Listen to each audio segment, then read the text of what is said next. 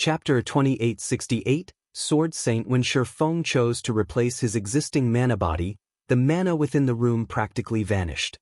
His new mana body had drawn even the mana stored within the deep void. Like a hungry beast, his new mana body devoured the mana around it, nourishing itself continuously. This phenomenon lasted for more than a minute before it finally stopped, and the room's mana gradually recovered. Tier 5. So, this is the power of Tier 5?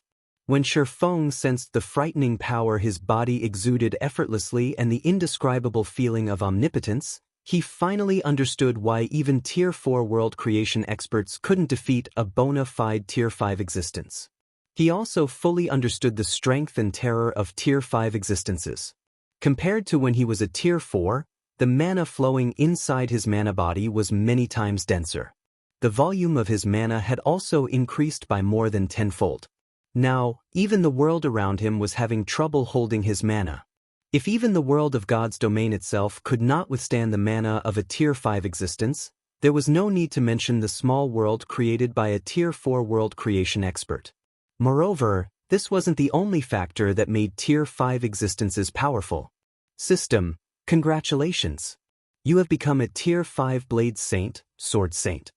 All basic attributes plus 5,000, all resistances plus 500, mana recovery rate increased by 300%, all physical and magical attacks received that are below Tier 5 will be weakened by 40%, all basic attributes increased by 150%, physique increased by 200%, and reaction speed improved by 100%, rewarding 200 legacy skill points.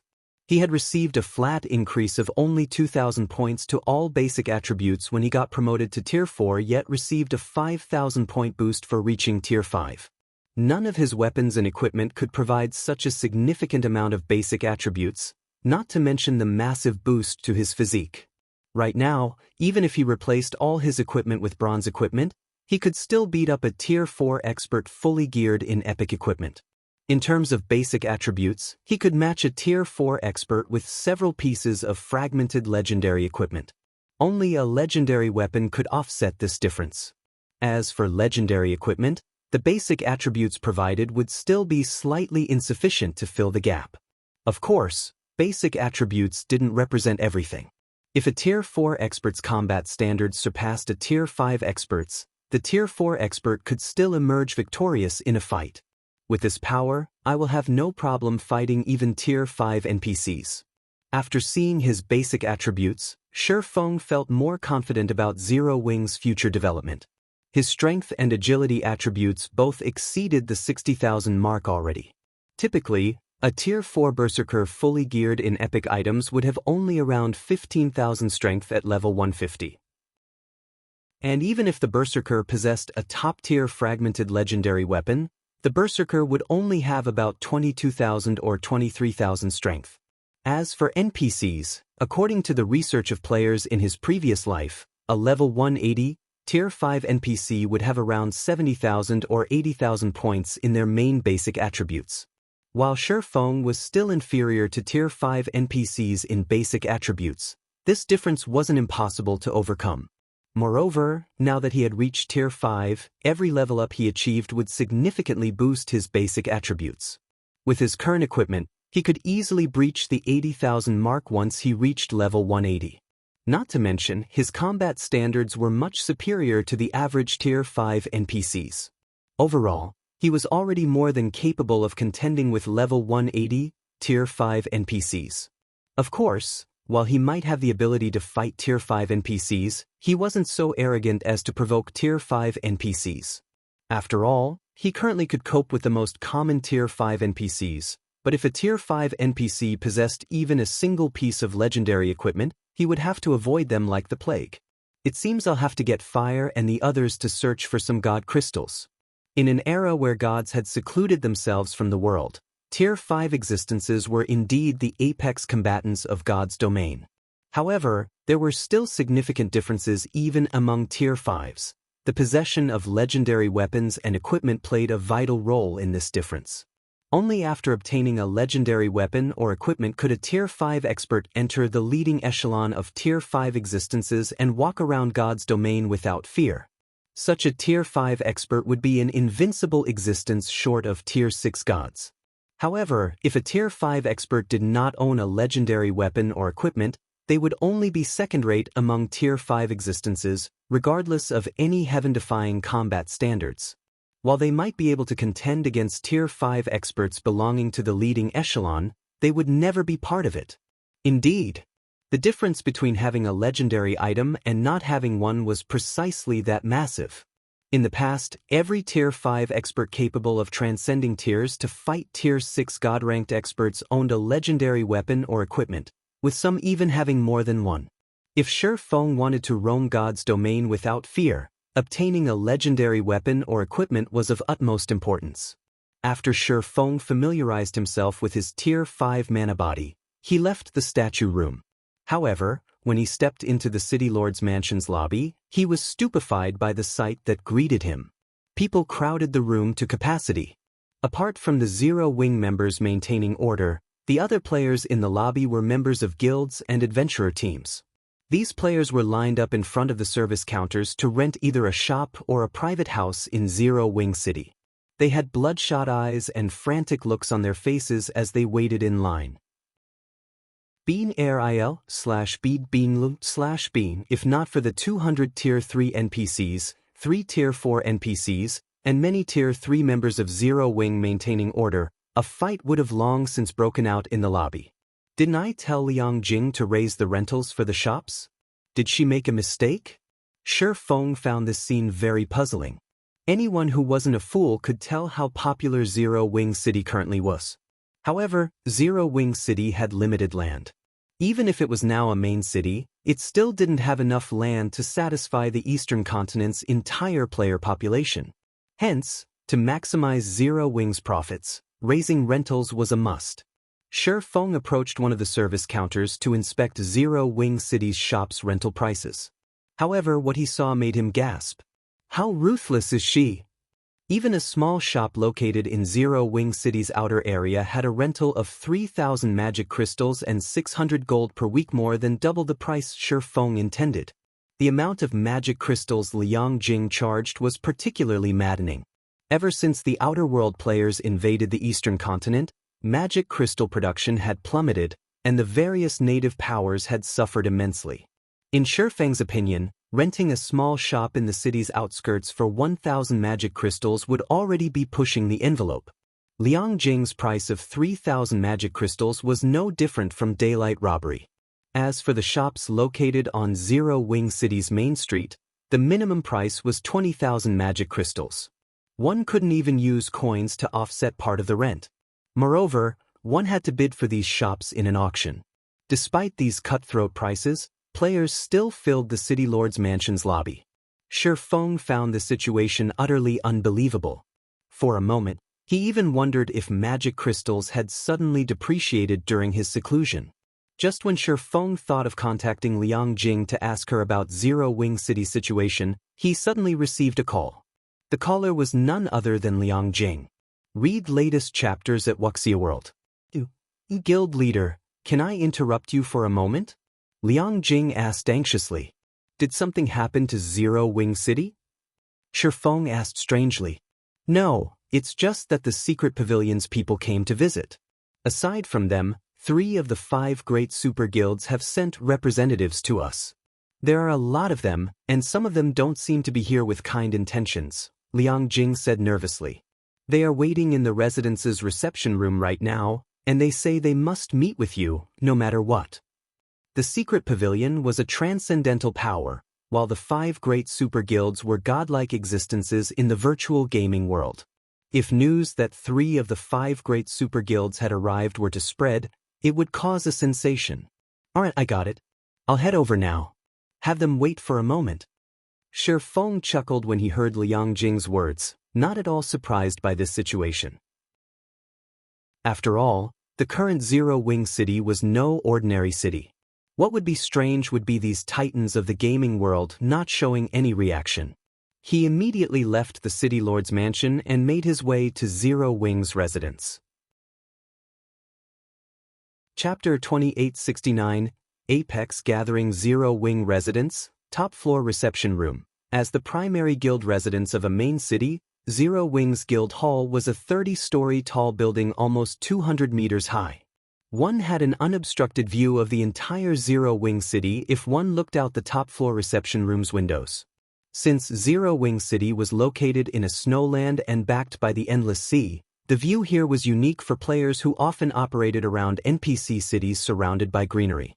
Unfortunately, none of the dozen or so people currently seated in the reception room showed any interest in admiring this beautiful scenery. Instead, they focused on sizing up each other. Zero Wing City has attracted a lot of bigwigs. Yuan Tianxin was a little shocked as he observed the room's occupants. Mythology's Grand Elder Sidu Qingtian, Netherworld Empire's Grand Elder Nether King Relos, and even the Solar Temple's honorary Elder Qiang Tianhe. It seems these guilds are serious this time. 3 of the 5 great super guilds had sent representatives to Zero Wing City. Moreover, these representatives were all key figures in their respective guilds' management, individuals fully capable of making decisions on behalf of their respective guilds. Usually, meeting even one of these individuals would be challenging. Yet, 3 of them had gathered in Zero Wing City. However, Yuan Tianxin's surprise didn't last too long. After all, Zero Wing had created too huge a scene this time. The 5 great super guilds could no longer ignore it. At this stage of the game, there was probably no guild uninterested in a teleportation array that could facilitate unrestricted travel between the 2 main continents. The ongoing War of Worlds only served to make this intercontinental teleportation array even more precious. If not for another important matter occupying the Secret Pavilion's guild leader, Yuan Tianxin wouldn't be the one sitting in this room representing the Secret Pavilion. Netherworld Empire sure moved fast. It has been active only on the Western continent all this time, yet it sent an old guy like the Nether King here, Matt of Mythology said, surprise appearing in his eyes as he looked at a bald old man in a white robe. It hasn't been long since I last met him, yet this old guy's strength has already improved so much. The mana he's radiating has nearly doubled in density. I also see 2 new pieces of equipment on him. That's normal. He wouldn't have given Odin so much trouble if he hasn't made any significant improvements after all this time. Sidu Qingtan, the white-haired old man seated beside Matt, said calmly. He then glanced at the masked young man standing behind Relos and continued, that masked kid behind Nether King, though, is quite something. Although I can't say for certain he shouldn't be any weaker than Prosciutto. Surprised by Sidu Qingtian's assessment, Matt looked toward the masked youth and asked, is he that strong? The silver ghost Prosciutto was already the strongest among mythology's younger generation. Not only did he possess excellent equipment, but his mana body had even exceeded the 110% completion rate already. Now, only a handful of people within the guild could defeat him. After hearing Sidu Qingtian's assessment, Cold Shadow, who sat on the elderly man's other side, also looked at the masked youth in surprise. Sidu Qingtian had instructed countless students, and his insight was many times superior to that of youngsters like Matt and herself. Since Sidu Qingtian had given the masked youth such an evaluation, the youth definitely couldn't be underestimated. It's not just that masked kid. The long-haired kid sitting beside Qiang Tianhe isn't any weaker either, Sidu Qingtian said, smiling as he looked at the long-haired, male youth seated some distance away from him. I have to say that times have changed. He looks to be around 26 or 27 years old, yet he has already reached the peak of the domain realm's 2nd step. It's been 3 decades since I last saw such talent. When Sidu Qingtian finished speaking, Cold Shadow was surprised again. Even now, she was barely touching the fringes of the domain realm's 2nd step, and it would still take a lot of time and effort for her to reach it, let alone climb to the peak of the 2nd step. Experts capable of reaching this step were as rare as a phoenix's feather in the virtual gaming industry. If such an expert could take one more step forward, they would become an existence standing at the very apex of God's domain. Sidu Qingtian did not lower his voice when speaking. He also didn't talk through a private channel. Hence, every Tier 4 expert in the reception room heard his words loud and clear. BRO0/B. All of the youths present, including Purple Jade and Netherworld Empire's masked youth, turned reflexively to look at the long-haired youth carrying the blood-red greatsword, their eyes full of fighting spirit. Xianxia, you're still the same gossipy bastard as before, Xianxia said, glaring at Xianxia. While our kid has indeed made a breakthrough recently, do you think I can't see through that young lass beside you? If I'm not mistaken, she has at least 4 fragmented legendary items on her, right? As soon as Xianxia finished speaking, everyone's heads snapped toward Cold Shadow. The masked youth and the long-haired youth, in particular, looked at her with fiery gazes. Nowadays, epic weapons and equipment were a lot more common in God's domain. Fragmented legendary items, on the other hand, were still incredibly rare even for the various superpowers. Even in Netherworld Empire and Solar Temple, less than 30% of their Tier 4 experts had even 1 fragmented legendary item, while their Grand Elders would be fortunate to have 1 or 2 fragmented legendary items. Yet, Xianxia had revealed that Cold Shadow owned at least 4 fragmented legendary items. How could they not envy her? After reaching their level, every fragmented legendary item could provide them with significant improvements. The total improvement 4 fragmented legendary items could provide would be massive. This old bastard. Cold Shadow glared at Xianxia. A display of talent would, at most, make others envious. However, weapons and equipment were a different story. Unlike talent, others could snatch these items. With her current strength, she wouldn't stand a chance if 2 or more of the people present attacked her. After all, every person in the room was a bona fide monster. Looking at Cold Shadow, Xianxia smiled and asked, "What is it? Do you wish to take action, young lass?" Xianxia. Glaring at Xianxia coldly, Xianxia threatened, "Do you think we won't dare make a move?" Immediately, the atmosphere in the room solidified, an indescribable sense of coldness spreading throughout the room. At this development, the members of Mythology and Solar Temple instinctively gripped their weapons. If an ordinary Tier 4 expert were to stand in this heavy atmosphere, they would most likely break out in a cold sweat and flee the scene immediately. What rotten luck! Just what are these people trying to do? Yuan Tianxin grew a little nervous as he looked at the members of the 2 super guilds. Mythologies and Solar Temple's Tier 4 experts were far from ordinary. This was especially true for Xianxia and Xianxia. A fight between them would be a calamity. The others in the room might even become collateral damage if things got too out of hand. To make matters worse, Netherworld Empire's members also showed signs of restlessness. Evidently, if Mythology and Solar Temple fought, Netherworld Empire wouldn't mind joining in the fray. Just as a fight was about to ensue, the woman standing by the room's door all this time suddenly stepped forward. She was none other than Fire Dance. At this time, not only was Fire Dance at level 155 already, but the quality of the mana she radiated was also much more powerful than when she first entered the statue room.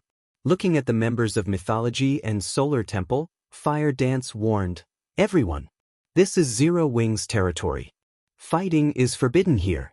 I ask you to show Zero Wing some respect. Read latest chapters at Wuxia World. You show Zero Wing respect?" Glancing at Fire Dance, Xianxia said nonchalantly, "Sure. As long as you can get Situ to shut up, I won't have any problems." Not one to fall behind, Xianxia looked at Fire Dance and said, "Young lady, this old man isn't trying to disrespect Zero Wing, but Xianxia has gone too far. So long as you can get that old ghost to apologize to us, we won't take any direct action." The 2 old men's rejoinders rendered Yuan Tianxin and Purple Jade speechless. Fire Dance was indeed powerful, but she was still slightly weaker than the 2 old men. At most, she could contend against the younger generation of Mythology and Solar Temple. Hence, it was impossible for her to silence the 2 guilds all by herself. Moreover, based on the words spoken by Xianxia and Xianxia, the 2 of them were clearly trying to make a show of power to Zero Wing. If Fire Dance failed to deal with this situation appropriately, she would make a fool of herself and Zero Wing.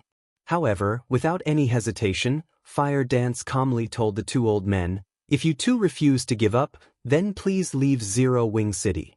Zero Wing does not welcome such guests." Chapter 2870. Feng's sword fire dance's words resounded like thunder in the reception room, causing silence to descend on the room momentarily. Yuan Tianxin and Purple Jade also stared at fire dance reflexively. Has she lost her mind? Both Siduqing Tian and Qiang Tianhe were big shots who spoke and acted on behalf of their respective guilds. The two had behaved rudely to show off their power and gain an advantage in their upcoming negotiations with Zero Wing, but Fire Dance's words cornered them. They couldn't back down without harming their reputation. If these two old men got angry for real, the consequences would be unimaginable. Although Zero Wing City had many Tier 4 players and NPCs defending it, if the two old men were intent on making a ruckus, it would take a long time for the city to suppress them. They might even escape capture. After all, this wasn't the first time they had done such a thing. Most importantly, the two of them represented Mythology and Solar Temple, two of the 5 great super guilds. Moreover, compared to the other 3, these 2 super guilds held far greater influence on the eastern continent. The 2 guilds might currently be incapable of retaliating against Zero Wing, but as holders of reserve seats for God's Domain's 12 great guilds, they could ruin the Twin Towers Kingdom and Star Moon Kingdom with just a word. Now that the Outer World's forces were rapidly expanding their influence, the NPC kingdoms and empires had limited combat power to spare. As a result, the united army these countries formed couldn't protect every kingdom on the continent. With the resumption of the war imminent, if Mythology and Solar Temple requested the NPC forces not to defend the Twin Towers Kingdom and Star Moon Kingdom, the 2 kingdoms would face swift destruction. Without the support of these 2 kingdoms, even if Zero Wing had Zero Wing City and the ability to teleport between the 2 continents, its income would still plummet. This was because most of the independent players and guild players visiting Zero Wing City could reach the city only via Sky Spring City's teleportation hall. It wasn't possible to teleport to Zero Wing City from other NPC cities. If Sky Spring City disappeared, these players would naturally lose the means to teleport to Zero Wing City. Meanwhile, Zero Wing couldn't garrison any other NPC city at this time. The special rights Zero Wing received from the War God's Temple as a reward from the reserve seat competition were a one-time privilege. If Zero Wing wished to garrison another NPC city, it would have to become a reserve for God's Domain's 12 great guilds. However, this wasn't possible right now. This was also precisely the reason Mythology, a guild that had been suppressing Zero Wing all this time, dared to come to Zero Wing's doorsteps and negotiate for partnership. The next moment, Siduqing Tian and Qiang Tianhe turned to Fire Dance, a hint of coldness and playfulness in their eyes. Little girl, we traveled a long distance to come to negotiate a partnership with Zero Wing. Is this how Zero Wing treats its guests? Siduqing Tian asked as he visually inspected Fire Dance. Revealing a faint smile, he continued, if Zero Wing doesn't wish to partner with Mythology, Mythology will naturally find it unfortunate and frustrating. However, if Zero Wing comes across difficulties in the future, don't blame Mythology for not helping. Situ's words might not sound nice, but they are logical. Qiang Tianhe also looked at Fire Dance and said in a deep voice, we came here with kind intentions. Now that the Outer World's forces have invaded the Eastern continent, only by cooperating will we be able to stop their advance. If we separate on bad terms here, the Twin Towers Kingdom and Star Moon Kingdom will suffer. When Fire Dance heard the 2 elderly men's words, her complexion sank. She never expected the 2 of them to suddenly stand on the same side and work together to pressure Zero Wing. Seeing Fire Dance's grim expression, Siduqing chuckled and said, I know you have your own difficulties, young lady. I'm sure you just made an unintentional mistake just now. Your words represent only your thoughts, right? At this time, Siduqing Tian did not dare to truly offend Zero Wing. After all, the benefits of Zero Wing City were too great to pass on. However, he still had to teach Fire Dance a lesson and let her know that she couldn't provoke just anyone in God's domain. Qiang Tianhe, who remained seated, nodded and chimed in, that's right. There are some things you can't say arbitrarily, little girl. Elders like us might be able to ignore such a transgression, but if it were anyone else, your words would have severe consequences. Nether King Relos shook his head and sighed at this situation. Fire Dance was too young. Because of her inexperience, she had failed to notice that Xianxia and Xianxia had aimed for such an outcome right from the very beginning. They had deliberately made a commotion in the reception room in the hopes of hooking Fire Dance. Now that she had taken action on Zero Wing's behalf, she was bound to suffer humiliation. Driving away Mythology's and Solar Temple's members wouldn't be possible unless Zero Wing was willing to abandon the prophets of the Twin Towers Kingdom and Star Moon Kingdom. Just when Fire Dance was at a loss as to what to say, the doors to the reception room suddenly opened. A tall figure then entered, looked at Xianxia and Xianxia, and demanded coldly, "Do you old fools think Zero Wing's main force commander cannot represent Zero Wing? Or do you think Zero Wing is a pushover? I can tell you now that Fire Dance's previous words represent my will. You may leave now." Feng did not speak loudly, but a bone-chilling cold enveloped the entire room at his words. Xianxia and Xianxia, in particular, were dumbfounded. Even Relos, who had been a spectator all this time, was stunned. He never thought that Feng would chase off Mythology and Solar Temple without any negotiations. "Guild leader Black Flame, aren't you going a little too far?" Xianxia asked in a cold voice. "Our two guilds have come in sincerity. Are you going to abandon the Twin Towers Kingdom and Star Moon Kingdom just because of a little girl's few words?" At this time, Xianxia interjected hurriedly, "Guild leader Black Flame, must you take things so seriously?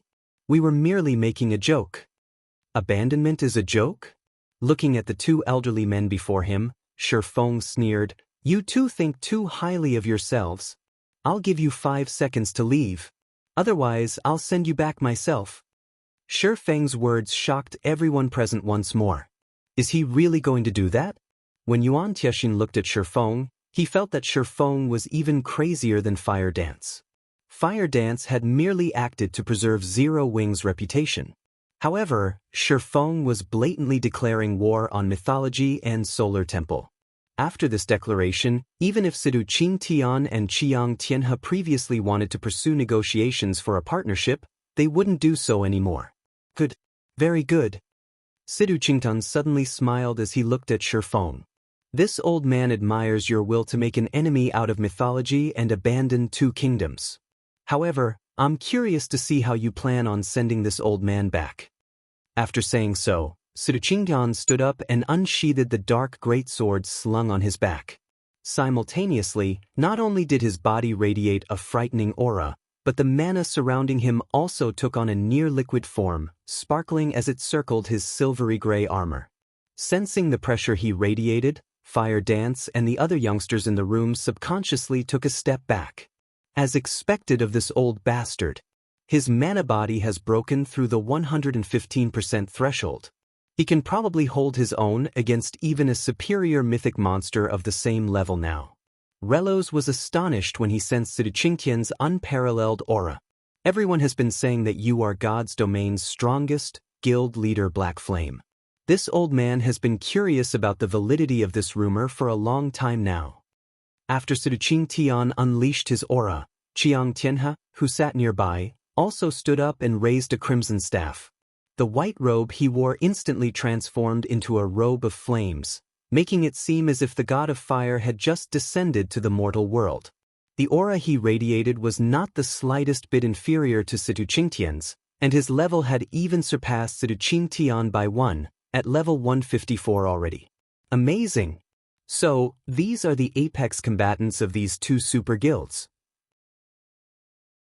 Yuan Tiexian was astounded as he looked at Xianxia and Xianxia.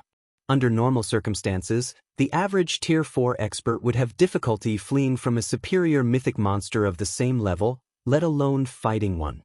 Yet, these 2 elderly men now radiated an aura rivaling that of a superior mythic monster of the same level. Their combat power ranked at the very top of God's domain at this stage of the game. Now, even a dozen Tier 4 experts working together would most likely have difficulty suppressing Xianxia and Xianxia. Not to mention, the 2's combat standards were incredibly close to reaching the beyond domain realm. "Let's see how you recover from this now, Black Flame." Cold Shadow, who now stood at a side, grew excited when she saw that Xianxia and Xianxia intended to take action. She might not know precisely how powerful Xianxia was, but she knew how powerful Xianxia was. Moreover, it had been a long time since she had seen Xianxia take action. With the two of them working together, even a monster like Feng would have difficulty defeating them within a short period. A fight between Feng, dubbed God's Domain's strongest expert, and two legendary figures in the virtual gaming industry deserved to be called an apex battle in God's Domain.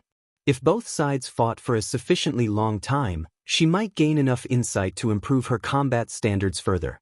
Cold Shadow wasn't the only person with such thoughts. Purple Jade, Netherworld Empire's masked youth, and Solar Temple's long-haired youth were similarly curious to see how this fight would play out. Read latest chapters at Wuxia World. Since you two want me to send you back, I'll grant you your wish. After glancing at the two elderly men, Feng stopped concealing his aura and mana. Immediately, the space within the room froze, a stifling pressure enveloping everyone. Even Xianxia and Xianxia subconsciously stumbled 2 steps back, their eyes filled with fear and confusion as they gaped at Feng. Tier 5? The same question simultaneously ran through the minds of the two elderly men.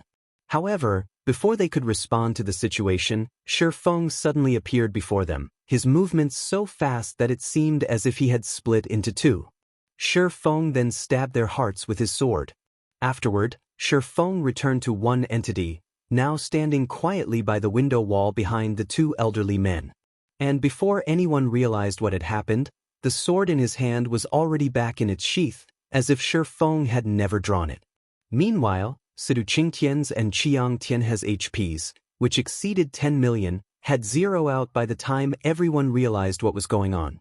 The two's bodies then collapsed to the ground, neither managing to react from start to finish. Chapter 2871, Tier 5? They're dead. The spectators in the room were stunned to see Xianxia and Xianxia collapsing to the floor, their minds failing to process this situation. Cold Shadow and the long-haired youth from Solar Temple, in particular, appeared petrified, their bodies remaining utterly motionless as they stared at the two sprawled corpses. How is this possible? The instructor failed to endure even a single hit? Compared to everyone else present, Cold Shadow and the long-haired youth had a much better understanding of Xianxia's and Xianxia's strengths. Setting aside the fact that the two elderly men had combat standards close to the Beyond Domain realm, just their basic attributes and mana bodies were more than enough for them to combat superior mythic monsters of the same level. Despite being so monstrously powerful, Xianxia and Xianxia had failed to mount even the slightest bit of resistance to Feng before dying. This was simply unbelievable. Yuan Tiexin and Purple Jade were similarly astonished at this situation, their minds unable to recover from the shock even after a long time. They had expected a heaven-defying battle and even felt that Feng had been unwise to provoke Xianxia and Xianxia. After all, if these two superior mythic equivalents went all out, destroying Zero Wing's residence wouldn't be impossible for them. Even if Feng eventually succeeded in killing them, Zero Wing would still have to pay a significant price. However, unlike everyone else present, Nether King Relos's attention wasn't on Xianxia's and Xianxia's corpses. Instead, he stared at Feng's figure standing calmly by the window wall, his eyes wide with fear and horror. A Tier 5 Sword Saint? Although it was only an instant, Relos had felt unprecedented fear overwhelming his body when Feng executed his attack. That spine-chilling fear hadn't come from just witnessing Feng's frightening power. Instead, it was an instinctive, bone-deep fear. Relos was no ordinary Tier 4 player. He was someone who had developed his mana body to an incredible extent. If he were facing a player of the same tier, his body wouldn't have such a reaction. The only way Relos could explain this situation was that Feng was no longer a Tier 4 player.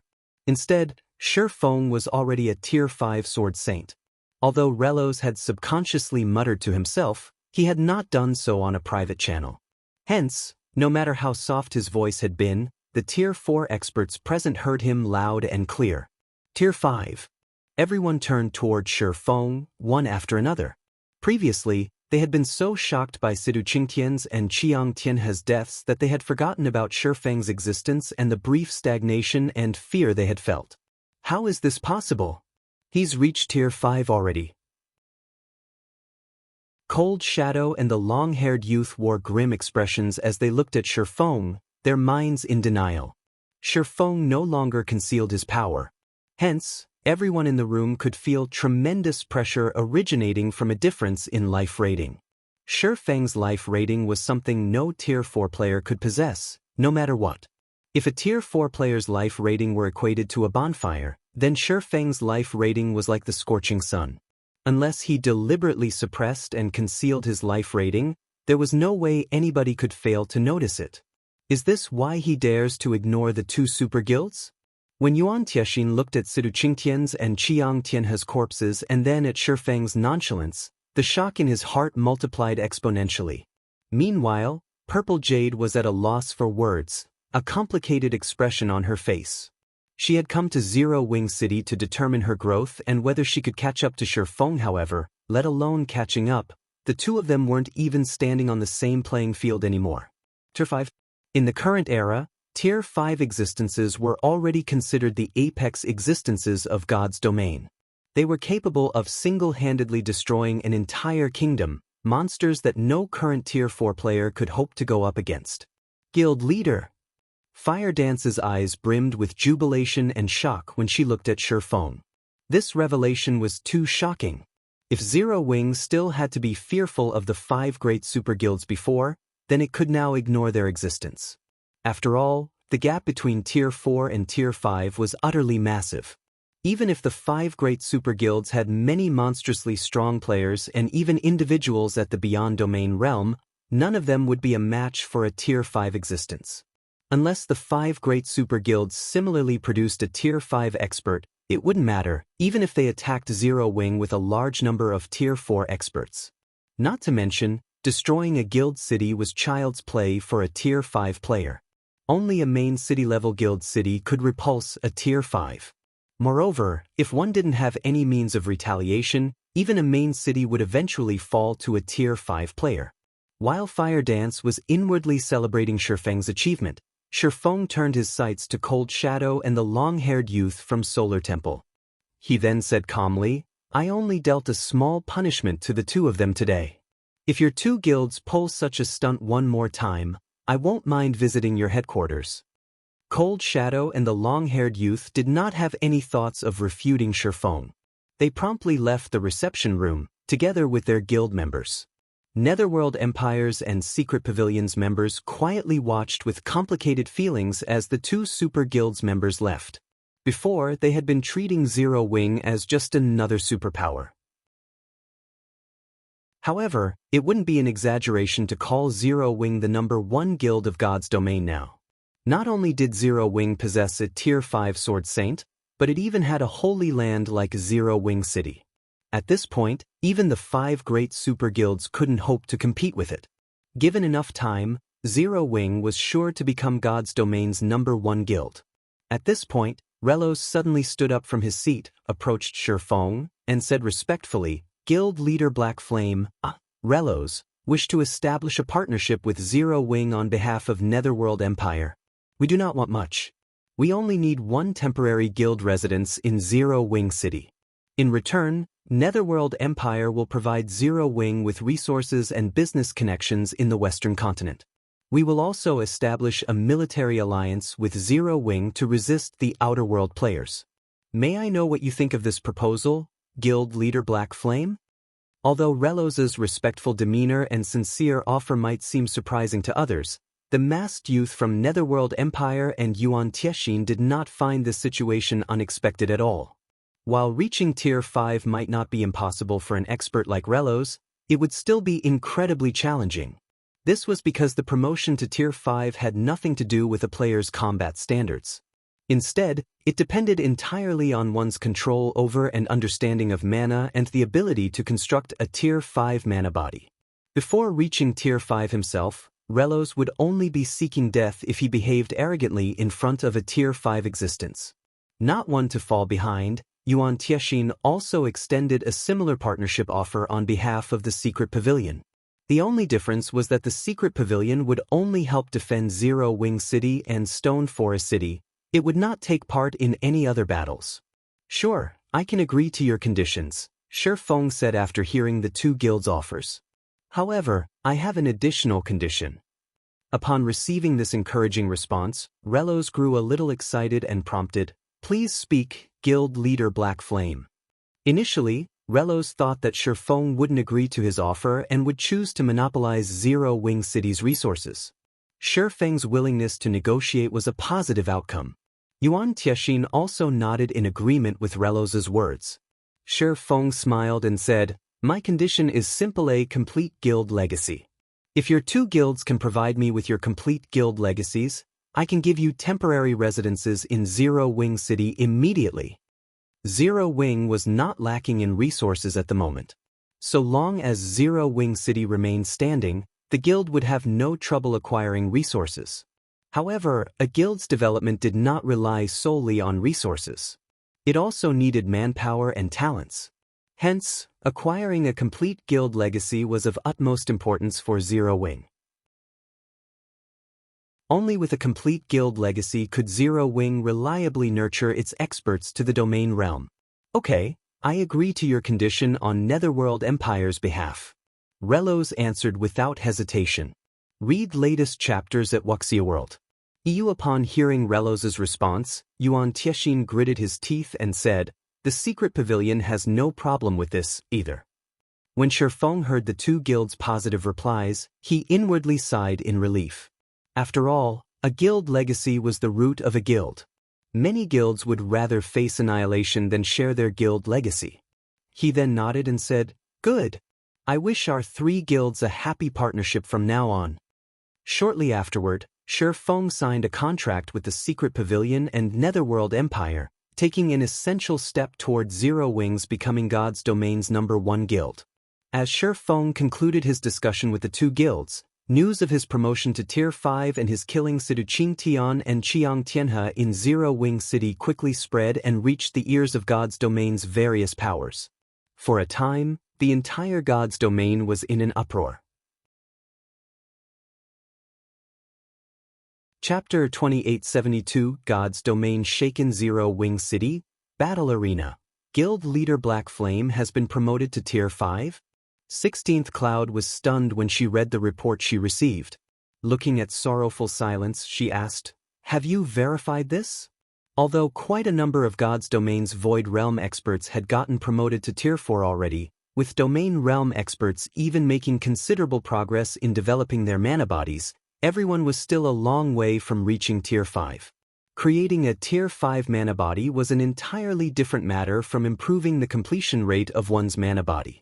Since most Tier 4 experts hadn't even developed their mana bodies to a significant extent, getting promoted to Tier 5 shouldn't be possible. Hence, 16th Cloud found it truly hard to believe that Feng had already reached Tier 5. However, instead of getting the answer she hoped for, Sorrowful Silence nodded solemnly. He then said in a shocked voice, "Yes, I happened to be in another reception room at the time, negotiating with Zero Wing's representative for a long-term lease of the Battle Arena's combat rooms. My room was quite close to the reception room used to host the Secret Pavilion and the 3 super guilds. Every Zero Wing member on the floor reacted strongly. I also saw Mythologies and Solar Temple's members leave the residence, looking grim." In reality, Sorrowful Silence didn't just hear about Feng's promotion to Tier 5 from Zero Wing's members. He had also personally experienced the frightening aura Feng had exuded.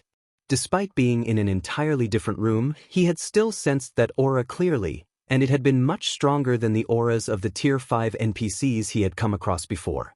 Of course, the Tier 5 NPCs Sorrowful Silence met previously had never displayed any killing intent. They had even been actively suppressing their auras. In comparison, Feng had not held anything back when he attacked Siduqing Tian and Qiang Tianhe. This was why Sorrowful Silence was confident Feng had reached Tier 5. This is interesting.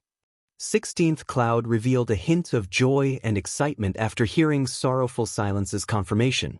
Now that Zero Wing has a Tier 5 combatant and opens Zero Wing City to the public, the Eastern Continent's status quo will get reshuffled.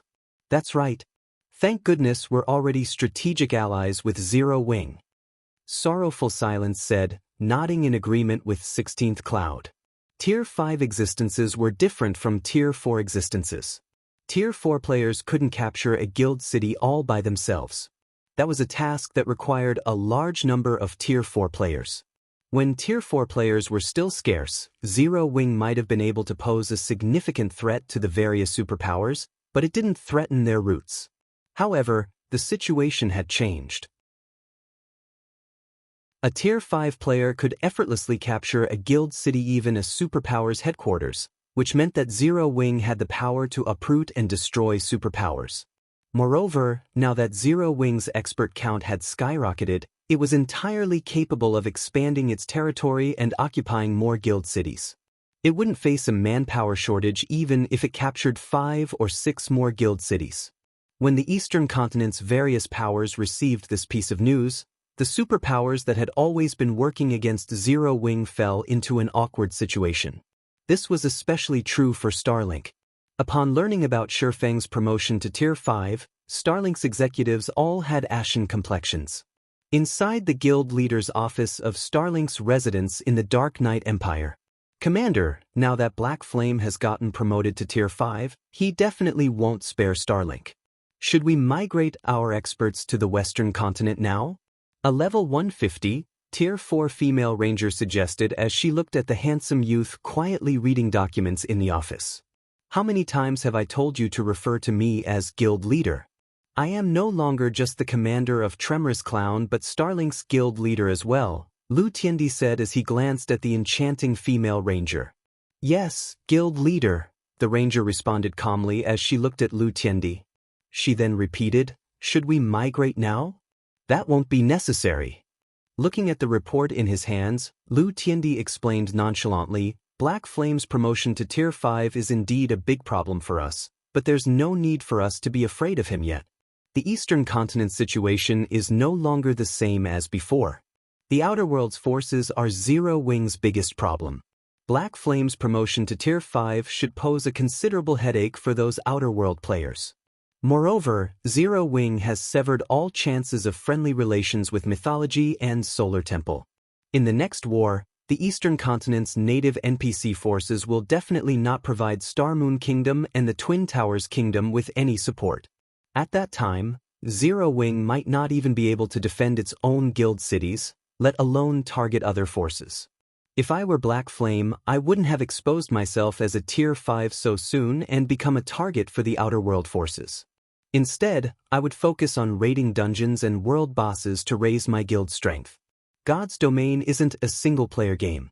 A single Tier 5 player cannot stop all of the Outer World's NPC forces. The enchanting ranger's eyes brightened at Lu Tiandi's words. Doesn't this mean we have a chance? We can forget about Silverwing City since the Outer World forces will capture it. On the other hand, we can get our hands on Stone Forest City since it is close to the Dark Knight Empire. Even if Black Flame is Tier 5, he can defend only one location at a time. Once the war resumes, he'll be preoccupied with Zero Wing City. At that time, we can find an opportunity to secure Stone Forest City. Lu Tiandi said, smiling. However, this isn't something we can accomplish alone. Go and contact the superpowers that have a grudge against Zero Wing now. I believe they will be more than willing to come on board this plan. Yes, sir. The ranger nodded. While God's Domain's various powers were reeling from the news of Feng's promotion to Tier 5 and preparing countermeasures, Feng had finalized his discussion with the Secret Pavilion and Netherworld Empire over the specifics of their partnership. Guild leader, now that we have the 2 guild legacies, we can probably nurture a batch of Void Realm experts and possibly Domain Realm experts within a short period, Fire Dance said. When she thought about how the Secret Pavilion and Netherworld Empire would be sending all their information on the realms of refinement to Zero Wing's headquarters tomorrow, she couldn't help feeling excited. Although the guild legacy Zero Wing received from Unyielding Soul previously was indeed valuable, The information provided allowed Zero Wing to nurture experts only to the flowing water realm at a reliable rate. It was still a far cry from a complete guild legacy.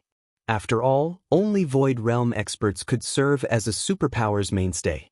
Zero Wing had far too few of such peak experts. The only reason Zero Wing managed to produce as many Tier 4 experts as it had now was the various gods' domain legacies and excellent training environment the guild possessed. Even then, these Tier 4 experts could only rank among the lower rungs of Tier 4 players. That's right. Feng nodded. He similarly felt happy over this matter. Only when Zero Wing possessed a complete guild legacy of its own could it become a true titan in God's domain. Once the guild had the secret pavilions and Netherworld Empire's guild legacies, it would no longer have to worry about lacking peak experts.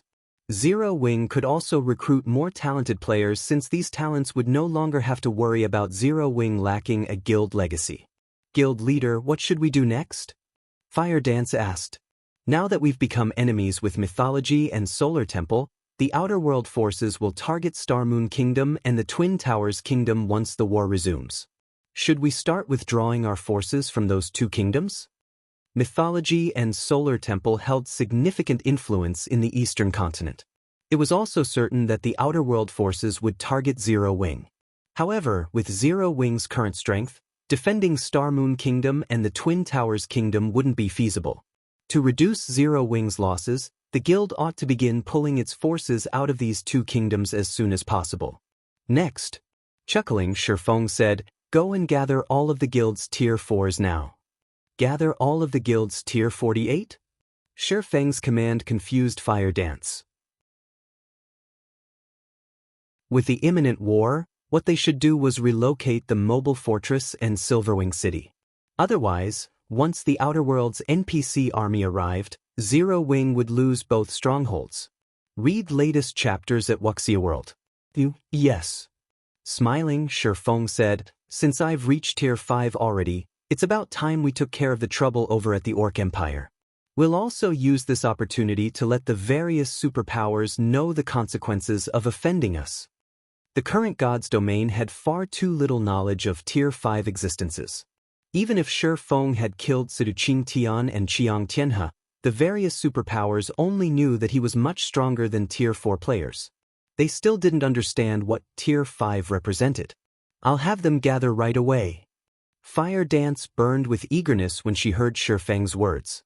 Ever since she had gotten promoted to Tier 4, she had never had a good fight or launched an all-out war against other superpowers. She also wasn't the only person to hold such sentiments. The other Tier 4 experts in the guild harbored similar thoughts. Now, they finally had the opportunity to display their strength.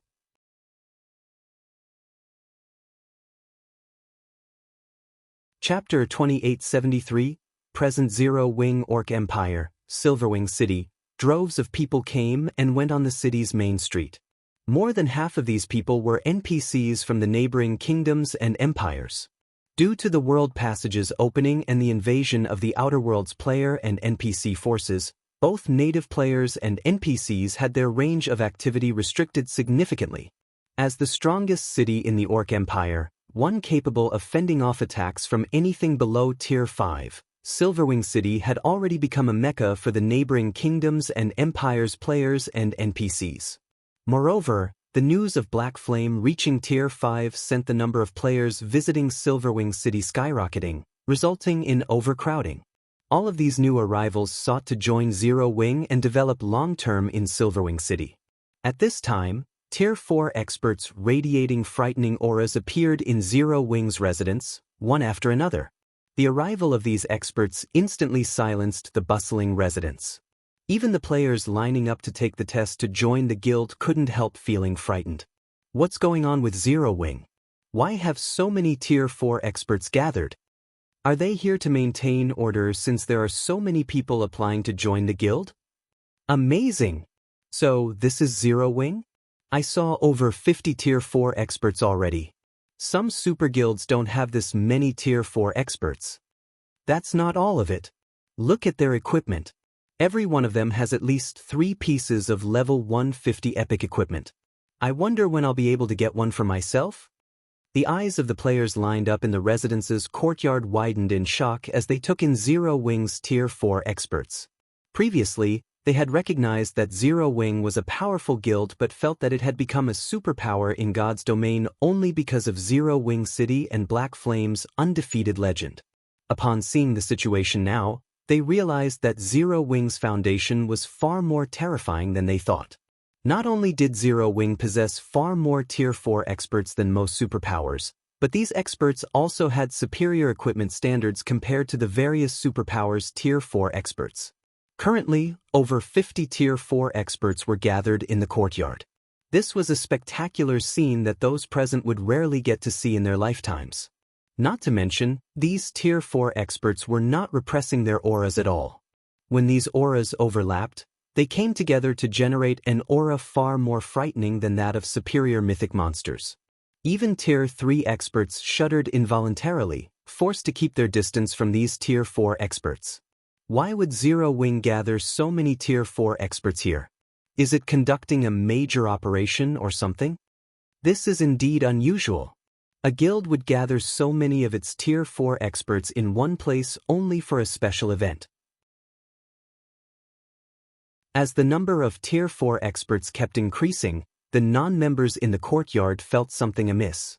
Even Zero Wing's members started growing antsy at this situation.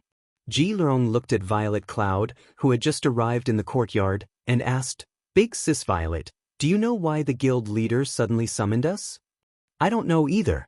Big Sis Fire suddenly contacted me and told me to come here right away," Violet Cloud replied, shaking her head. She then visually inspected Ji Lurong and exclaimed in surprise, "Lurong, your mana body is at the 110% completion rate already. You've made so much progress." Ji Lurong had joined Zero Wing only recently. Although Zero Wing was much stronger than before, the fact that Ji Lurong managed to increase her mana body's completion rate from under 105% to her current 110% proved that she was monstrously talented. It's because of the Sword Saint legacy Big Sis Fire gave me. If not for it, I would have taken much longer to reach 110%, Ji Lurong said, smiling. Inwardly, she still felt a little delighted. After all, only a tiny number of experts in God's domain had managed to develop their mana bodies to a 110% completion rate at this stage of the game. However, when Ji Lurong carefully sensed the mana surrounding Violet Cloud's body, her delight instantly vanished. The mana close to Violet Cloud had already liquefied. Although it was limited to a small portion of her mana, it was still better than nothing. The fact that Violet Cloud could accomplish this feat meant that her mana body's completion rate had already reached 115% or above, according to what Feng told them. She might have even reached the 120% completion rate already. At this time, a masked, middle-aged man clad in black approached Ji Lung. The aura this man radiated practically rivaled that of a superior mythic monster. This middle-aged man was none other than Crimson Mask, another Eternal Glory member who had joined Zero Wing. "Commander, why did Big Sis Fire suddenly call for us? Is something big going on?" Crimson Mask asked curiously as he looked at Jilong. "I don't know. Big Sis Fire only told me to come here as soon as possible and nothing else." Ji Lurong shook her head. When she noticed the qualitative transformation of Crimson Mask's demeanor, she couldn't help sighing to herself ruefully.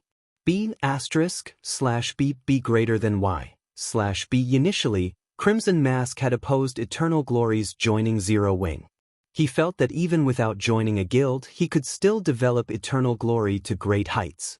However, after a few bouts with Fire Dance and receiving a sound thrashing each time, Crimson Mask had changed completely. Now, he was even referring to Fire Dance as Big Sis. However, Crimson Mask was much more fortunate than someone else, his fate considerably better. Besides Crimson Mask, a lunatic named Invincible Swallow had come to Zero Wing to challenge Violet Cloud, and the fate this lunatic suffered was simply terrible. That fight could be described as an adult beating up a toddler. Afterward, when Invincible Swallow returned for a rematch at a later date, Violet Cloud just so happened to be out on an errand. Aqua Rose had been present at the time, so he challenged her instead. After that match, Invincible Swallow began questioning his life. Even now, he was still training crazily in Stone Forest City's battle arena every day. While Zero Wing's Tier 4 members wondered why Fire Dance had suddenly gathered them, a man and a woman approached the courtyard from a distance. These two people were none other than Feng and Fire Dance. Feng was just walking casually, yet his steps distorted the space around him. It was as if the surrounding space couldn't contain his presence and could crumble at any time. In addition, as Feng did not bother concealing his aura, everyone present gasped involuntarily when they sensed it. Although Feng wasn't directing any hostility at anyone, merely letting his aura radiate freely, the Tier 4 players present felt their bodies becoming incredibly heavy as if someone had tied metal weights to their bodies. As for the Tier 3 players present, they instinctively retreated from Feng, not daring to move even an inch closer to him. He's the guild leader? Crimson Mask was shocked as he looked at Feng. Before today, Crimson Mask had only ever heard the name of Black Flame. From the gossip circulating inside Zero Wing, he knew that Feng was Zero Wing's #1 expert and that his existence was the linchpin of the entire guild. Crimson Mask had thought that Feng was only slightly stronger than Fire Dance. However, given the situation, Feng wasn't just somewhat stronger than Fire Dance. He was practically standing on a whole other level. Aside from Crimson Mask, many of the Tier 4 experts who had joined Zero Wing recently were also stunned by Feng's terrifying aura. After glancing at the crowd gathered, Fire Dance reported to Feng, guild leader, apart from the 2 vice guild leaders and around a dozen others, who are currently occupied with important matters, all of the guild's Tier 4 members are here. Not bad. Feng nodded in approval as he scanned the crowd before him. A total of 59 Tier 4 players waited in the courtyard, their levels ranging from level 148 to level 156. More than half of these players had broken through the 100% threshold of their mana bodies already, with nearly 20 having reached the 105% threshold and 7 at the 110% threshold.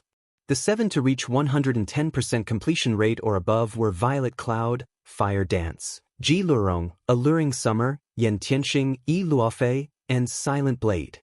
One could consider this lineup a spectacular force at this stage of the game. Read latest chapters at Wuxia World. EU at this time, Cola, who had already reached level 150, could no longer hold back his excitement, asking, "Guild leader, are we going to raid the Orc capital city?" The Orc capital city's core area was a special secret land. The degree of danger in this secret land closely rivaled that of a God Mode regional dungeon. The loot inside was likewise incredible. However, one required a sufficiently large team of Tier 4 players to raid it. This was why nobody had succeeded in raiding it even now. Meanwhile, Zero Wing currently had 59 Tier 4 players and 1 Tier 5 player gathered. They were already more than qualified to raid the Orc capital city's secret land. When everyone heard Cola's words, they immediately grew restless.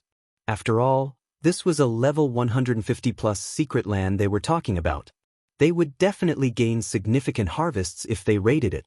"No, I didn't gather you here for the Orc capital city, but for something else instead," Feng said, shaking his head. "Something else?" Cola and the others grew confused. "That's right." Smiling, Feng explained, "To ensure our survival in the upcoming war and Zero Wing's future development, I plan on annihilating Ancient Rock City and eliminating Beast Emperor from the Orc Empire."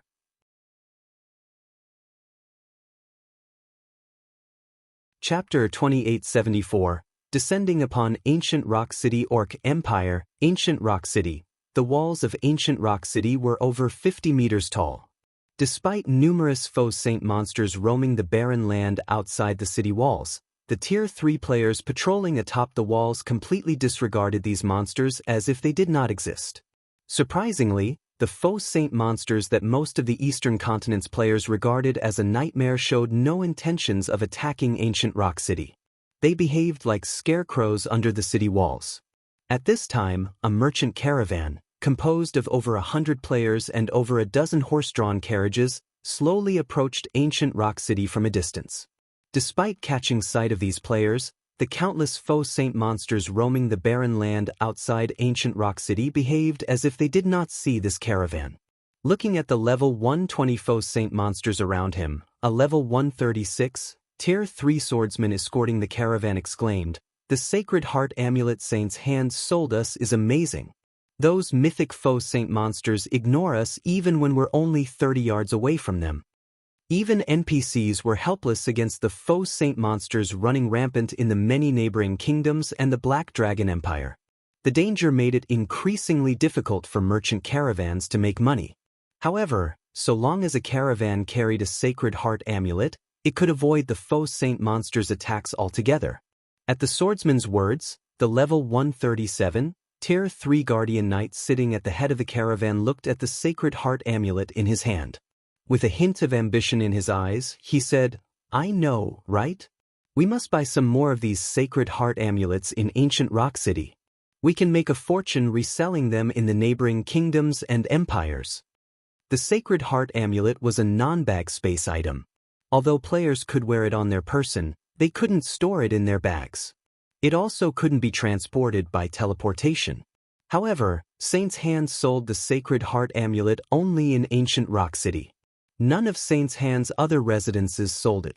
Many merchant players and adventurer teams had realized that they could make a fortune by purchasing the Sacred Heart amulets in bulk from ancient Rock City and reselling them in the neighboring kingdoms and empires. Nowadays, many faux saint monsters roamed the territories of the neighboring kingdoms and the Black Dragon Empire. Leaving the safety of towns and cities would expose players to not only the standard monsters but also a large number of faux saint monsters. The Sacred Heart amulet could mitigate the danger. More importantly, the Sacred Heart amulet was a consumable, so it was always in high demand in the neighboring kingdoms and the Black Dragon Empire. Selling these amulets in these countries wouldn't be a problem. The main reason their Fighting Tiger adventurer team had invested a considerable fortune into hiring more than a dozen advanced carriages was to make an even bigger fortune off these amulets. At this time, a level 136, tier 3 female ranger standing atop the leading carriage pointed at a distant silhouette and shouted, "Commander, we're almost at ancient Rock City. Okay, everyone, get yourselves ready, newbies especially. Ancient Rock City is different from other guild cities." The leading guardian knight shouted through the team chat. Although the city prohibits fighting, it is still a bona fide dark city. There are tons of dark players there, so make sure not to get marked by them. Otherwise, we'll be in a ton of trouble once we leave the city. At the Guardian Knight's words, the team's veterans promptly took out a magic scroll for the Tier 1 Mana Guard spell and used it on themselves. With the Mana Guard active, the common tracking mark would be ineffective against them. Upon seeing this, the newbies to Ancient Rock City also took out the magic scrolls they prepared and used the scrolls on themselves. As the caravan trundled increasingly closer to Ancient Rock City, the newbies couldn't help gasping in shock at their first sight of the towering stronghold. Ancient Rock City was undoubtedly the most spectacular guild city they had ever seen in their careers in God's domain. Not only did the city have walls over 50 meters tall guarding it, but it covered an area rivaling NPC main cities. Most importantly, two 30-meter-tall faux saint monsters flanked the city's entrance. The two monsters wore steel plate armor, and each carried two gigantic swords. If one inspected these two monsters with an identification skill, one would find that they were level 160 superior mythic-ranked faux saint slayers. The aura of these two faux saint slayers sent involuntary shudders through all the players entering Ancient Rock City. Just by standing there, the two superior mythics made everyone feel as if their souls would get devoured. Besides the two faux saint slayers standing guard, more than 30 evil dark dragons wheeled in the sky above Ancient Rock City. These 50-meter-long evil dark dragons radiated auras close to rivaling the superior mythic-ranked faux saint slayers. When the Fighting Tiger adventurer team arrived before the city gate, the members spotted a long line of players and NPCs waiting to enter the city. Many of these NPCs exuded dense bloodlust, which proved that they roamed the dark side of God's domain. At this time, however, even Tier 4 NPCs were obediently waiting in line. Amazing! There are so many Tier 4 monsters and NPCs here. Even a kingdom's capital city isn't comparable to this place. The first-time visitors among Fighting Tiger exclaimed.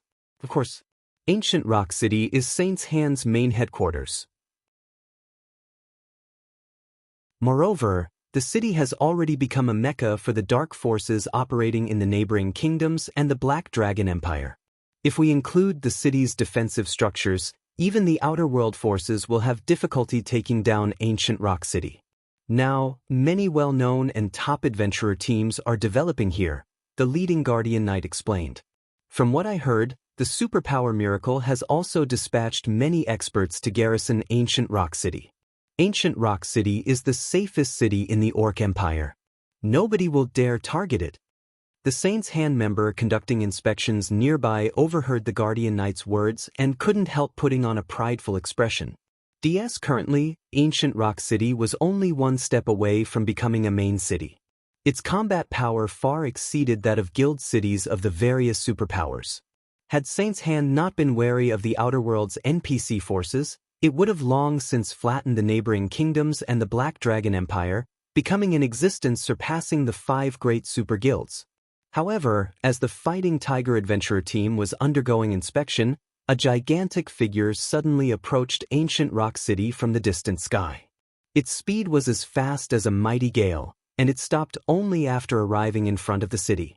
The steel behemoth over 100 meters long hung in the sky roughly 400 yards from Ancient Rock City, overlooking the entire city. Several dozen players stood on this steel behemoth. Read latest chapters at Wuxia World. At this steel behemoth's appearance, the entire Ancient Rock City went into an uproar. It's the Crimson Dragon flying ship. That's Zero Wing's flying ship. Quick look, isn't that Black Flame? Nowadays, almost everybody in God's domain was familiar with the Crimson Dragon flying ship. After all, this thing had long since become Zero Wing's signature. Zero Wing was even using some of these flying ships to transport cargo across the sea, to the envy of many superpowers.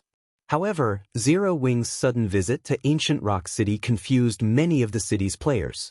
Meanwhile, upon spotting the Crimson Dragon flying ship, the evil dark dragons patrolling the city's airspace let loose deafening roars.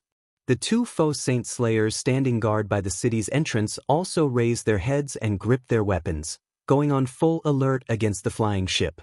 As everyone in Ancient Rock City fell into panic and confusion, Feng looked down at the city below from aboard the Crimson Dragon flying ship and shouted, 5 minutes. I will give you 5 minutes to withdraw from the city if you do not wish to get dragged into Saint's Hand's problem. Anyone who doesn't withdraw after 5 minutes will disappear from God's domain together with Ancient Rock City. Chapter 2875, Ancient Rock City in Peril. Is Zero Wing planning to attack the city? This is crazy. Zero Wing must have lost its mind. How dare they attack Ancient Rock City? Inevitably, Ancient Rock City's inhabitants doubted Feng's declaration, with many of them considering it a joke. Saint's Hand had continuously strengthened Ancient Rock City. Currently, the city's defenses were superior to those of other guild cities, and the combatants stationed within the city were more than enough to instill fear in the various superpowers. Not to mention, the dark forces of over a dozen countries gathered in the city. Apart from dark guilds, there were also plenty of NPC forces among these dark forces. These forces had paid a considerable price to settle in Ancient Rock City and even treated the city as their base of operations. Anyone who dared to attack Ancient Rock City would make an enemy of these dark forces. Be it dark guilds or dark NPC forces, every one of them had at least 2 or 3 Tier 4 combatants under their command. Moreover, Miracle had recently garrisoned the city, so there should be close to 200 Tier 4 combatants defending Ancient Rock City right now. One could conquer an entire kingdom with that many Tier 4 combatants. Most importantly, Ancient Rock City was currently an advanced guild city, only one step away from becoming a main guild city. Ancient Rock City's resident players weren't the only ones shocked by this situation. Beast Emperor, who was conducting research in the City Lord's mansion, inadvertently crushed the research instrument he held when he received news of Zero Wing's sudden arrival. Black Flame, how bold of you! It seems you've gotten arrogant while I was lying low. Beast Emperor growled with a cold glint in his eyes. Lord Beast Emperor, Black Flame is rumored to have reached Tier 5 already. Should we notify the Sacred Envoy? The level 152, Tier 4 Berserker, who had made the report, asked. News of Feng's promotion to Tier 5 had long since reached the ears of God's domain's various powers. Meanwhile, a Tier 5 player was in existence. Even Saint's Hand had to be wary putting away the tools on his table. Beast Emperor glanced at Saint's Hand's guild leader, Furious Fist, and smiled lightly. No need. Call for some people and come along with me. I want to see what exactly gives Black Flame the confidence to act arrogantly in my ancient rock city. After saying so, Beast Emperor turned around and left. A robust man with black skin covered in flashing runes, who stood guard before the research room, silently trailed him. Yes, sir. Furious Fist hurriedly followed after the robust man. Less than 3 minutes after Feng's declaration, many players and adventurer teams, afraid of trouble, had already withdrawn from ancient Rock City. Only dark players and a few courageous normal players chose to remain. At the same time, players from the various dark adventurer teams and dark guilds also gathered at ancient Rock City's entrance, one after another, and watched the fleeing players. These cowards. Zero Wing sent only a few dozen players, yet these people are already running away. Zero Wing is famous, after all. It's normal for them to run away. Not to mention, Black Flame is also here. It'd be strange for them not to escape. These people are simply idiots. Zero Wing won its past battles only because of the powerful defenses of its cities. That's right. So what if Zero Wing managed to produce a Tier 5 player? We'll teach these guys what it means to offend us dark forces. The dark players revealed expressions of rage and excitement as they looked up at the Crimson Dragon flying ship. Zero Wing's reputation was through the roof right now. Moreover, Feng had gotten promoted to Tier 5. Hence, players were starting to consider Zero Wing God's domain's #1 guild. If a battle were to occur in the outside world, dark players like themselves would indeed be afraid of Feng. However, it was a different story if the battle took place inside ancient Rock City. With the city's magic array, they could still take him on with the many Tier 4 players they had. Not to mention, a large number of faux saint monsters protected ancient Rock City, including 2 superior mythic-ranked faux saint slayers. Even if they couldn't kill Feng, they could at least make the other members of Zero Wing suffer. As the 5-minute limit approached, the number of players retreating from ancient Rock City also increased.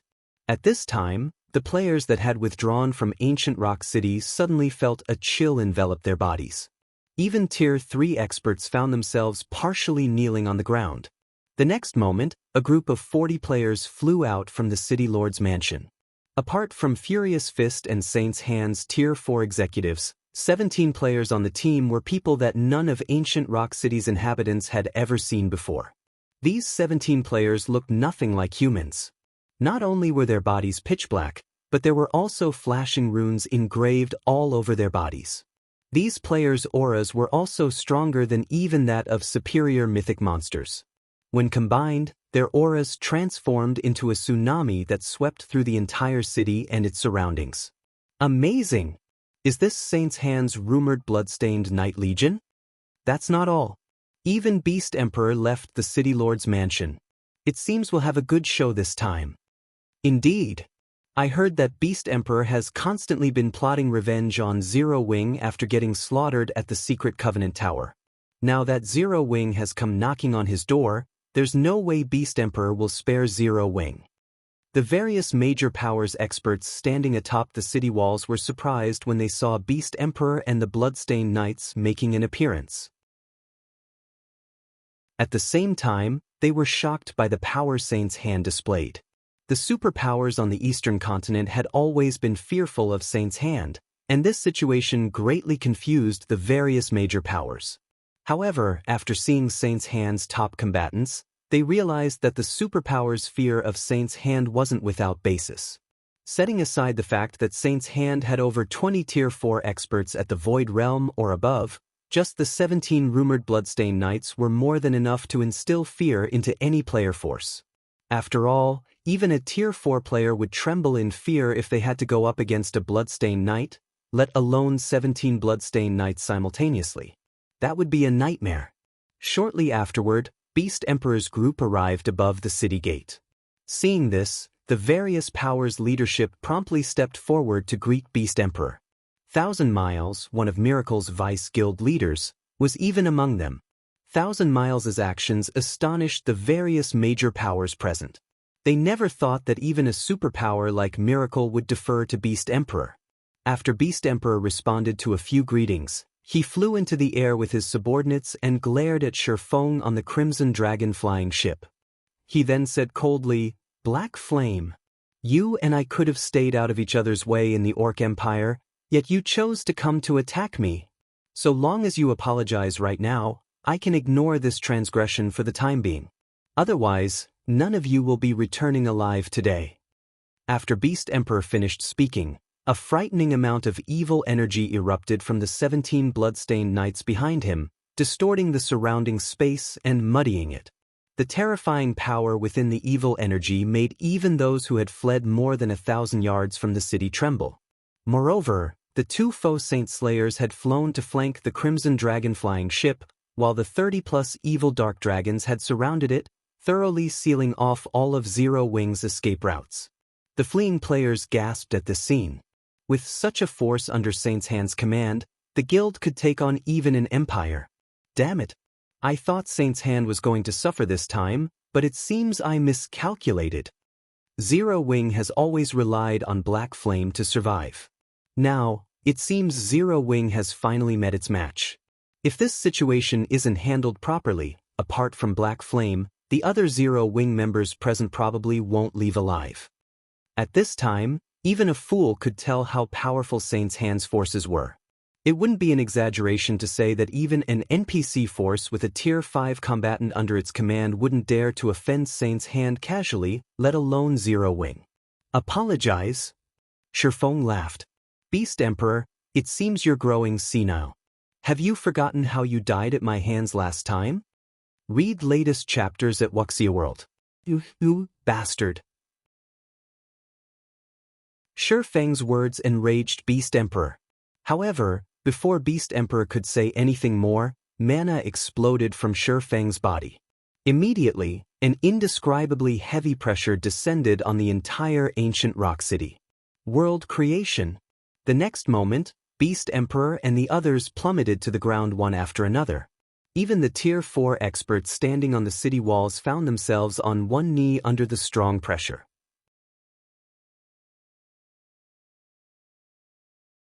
Chapter 2876, Shock.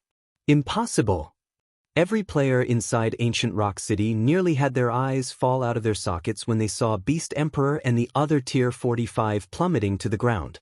Even the Zero Wing members present were stunned. This scene thoroughly exceeded their imagination.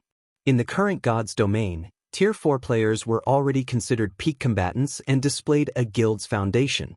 Yet, under Feng's mana domain, Beast Emperor and the other Tier 4 combatants on his side could exhibit only 20% or so of their usual combat power. They even lost their ability to fly and manipulate ambient mana. In the blink of an eye, these existences that originally stood at the peak of God's domain had become no different from Tier 3 players. At this time, let alone a Tier 5 player like Feng, even Tier 4 experts could slaughter Ancient Rock City's defenders. This is the strength of Tier 5s? When the players who had evacuated Ancient Rock City looked at Feng hovering proudly above the city, an indescribable sense of shock and horror filled their hearts. As veteran players of God's domain, they knew that a significant difference existed between tiers. They also knew that a Tier 5 player undoubtedly stood at the apex of all players in the current God's domain. However, only after witnessing the power of a Tier 5 player did they understand how large the gap between Tier 4 and Tier 5 was. In front of a Tier 5 existence, Tier 4 players would only be making fools of themselves if they tried to win by Zerg tactics. The Tier 4 monsters among Ancient Rock City's defenders, though, weren't as badly off as the Tier 4 players. Because monsters mainly relied on their basic attributes and rarely manipulated the ambient mana to do combat, their penalty was not as large as the Tier 4 players. Regardless, the mythic-ranked evil dark dragons still had their combat power reduced by half, whereas the superior mythic-ranked faux saint slayers had theirs reduced by 30%. Moreover, all of them lost their ability to fly. Against Tier 4 players capable of flight, they would be at a significant disadvantage. Unlike everyone else, Feng wasn't surprised at the scene before him. Everyone failed to understand that his mana domain was different from the average mana domain. Existences at the world creation standard could create a small world within their mana domains. The power of such a mana domain was on an entirely different level compared to the average mana domain. Even a Tier 5 existence would be at a disadvantage if they got caught within a Tier 5 world creation expert's mana domain without any countermeasures, let alone Tier 4 players and monsters. Meanwhile, after experiencing this unexpected turn of events, a hint of fear had surfaced in Beast Emperor's eyes. Despite this situation, he still sneered, "Black Flame, don't get too delighted just yet. Don't forget that this is ancient Rock City." As soon as Beast Emperor finished speaking, an enormous, threefold magic array manifested from the City Lord's mansion. After the magic array gathered mana from the surroundings for a brief moment, it released pulses of mana that enveloped the city. Immediately, the city defenders felt the heavy pressure on their bodies disappear. Now, although Feng's mana domain still subjected everyone to a certain degree of suppression, their combat power had recovered to 80% of their usual. More importantly, they had also regained their ability to fly. Feng was slightly surprised when he looked at the barrier enveloping ancient Rock City. What a powerful barrier! It seems you've invested quite a lot into this city. His mana domain could render even master magic barriers useless. One would need to use at least a Grandmaster magic barrier to contend with his mana domain. Meanwhile, Grandmaster magic arrays were incredibly rare in God's domain, let alone a Grandmaster magic array that could cover an entire city. The value of every set of scrolls for such a magic array could rival that of fragmented legendary items. Black Flame, do you think you're the only one with the means to defend cities? Looking at Feng, Beast Emperor sneered. This is an ancient Grandmaster magic array. Although ancient Rock City hasn't reached the main city level yet, it is no weaker than a main city in terms of defense. Although you're Tier 5, don't even think about taking down ancient Rock City. A main city's defensive magic array was wholly capable of withstanding Tier 5 attacks. So long as the magic array had a constant energy supply, even Tier 5 existences shouldn't think of penetrating it. Meanwhile, exhausting the energy supply of a main city's defensive magic array wasn't something just one Tier 5 existence could accomplish. One would need several Tier 5 individuals or siege weapons with Tier 5 destructive power to do so. However, Zero Wing only had one Tier 5 combatant now. In other words, breaking through ancient Rock City's defensive barrier would be nothing but a pipe dream. When Beast Emperor finished speaking, the members of the various powers in ancient Rock City sighed in relief. They then looked at Feng with sneers on their faces. Black Flame, so what if you're Tier 5? That's right. What can you do by yourself? When Feng had extended his mana domain before, everyone within ancient Rock City had felt strong pressure overwhelming them. Saint's Hand's Tier 4 experts were no exception. However, now that ancient Rock City had deployed its defensive magic array, even a Tier 5 player like Feng would be helpless against them. Next, all they needed to do was fight a war of attrition, something they did not fear in the slightest. After all, ancient Rock City had accumulated a massive stockpile of magic crystals from the sales of Sacred Heart amulets. Not to mention, the Outer World's NPC forces would soon begin the second war against the Eastern Continent's native forces. And in this upcoming war, the Outer World forces would set Zero Wing as their primary target. Zero Wing couldn't afford a war of attrition with ancient Rock City at all. The longer it fought, the worse off it would be in the upcoming war. Guild leader, let's attack the barrier together. I want to see how long it can last against our combined attacks. Fire Dance said, gnashing her teeth as she looked at Ancient Rock City's arrogant residents. That's right. If it spells with Tier 5 power, I can use a few as well. I refuse to believe we can't break this barrier. Zhao Yueru said, nodding in agreement with Fire Dance. For other Tier 4 players, exhibiting Tier 5 power would indeed be a challenging task. However, her Frostflame's Wrath was a top-tier fragmented legendary weapon. With it, the Fire and Ice-type Tier 4 spells she cast could exhibit Tier 5 power. No, that won't be necessary, Feng said, shaking his head. Zhao Yueru was a bona fide mobile turret. If he hadn't gotten promoted to Tier 5, she would rank at the very top of Zero Wing in terms of firepower. However, besieging a city was different from attacking monsters. The defenders inside the city could launch attacks to counter Zhao Yueru's spells. The defenders could even target her directly, preventing her from casting her spells altogether. This would drastically reduce Zhao Yueru's ability to damage the defensive magic array. Having only the occasional Tier 5 attack land on the defensive magic array would yield hardly any effect. But we can't just sit still and do nothing, right? Zhao Yueru said in annoyance. Although she knew that she couldn't contribute much, it was still better than nothing. Moreover, if they allowed Saint's Hand to continue behaving so arrogantly, it would deal a massive blow to Zero Wing's morale. After all, Zero Wing had already declared to the public that it would capture Ancient Rock City. Currently, everyone was watching this fight. The various powers absent from this battlefield were no exception.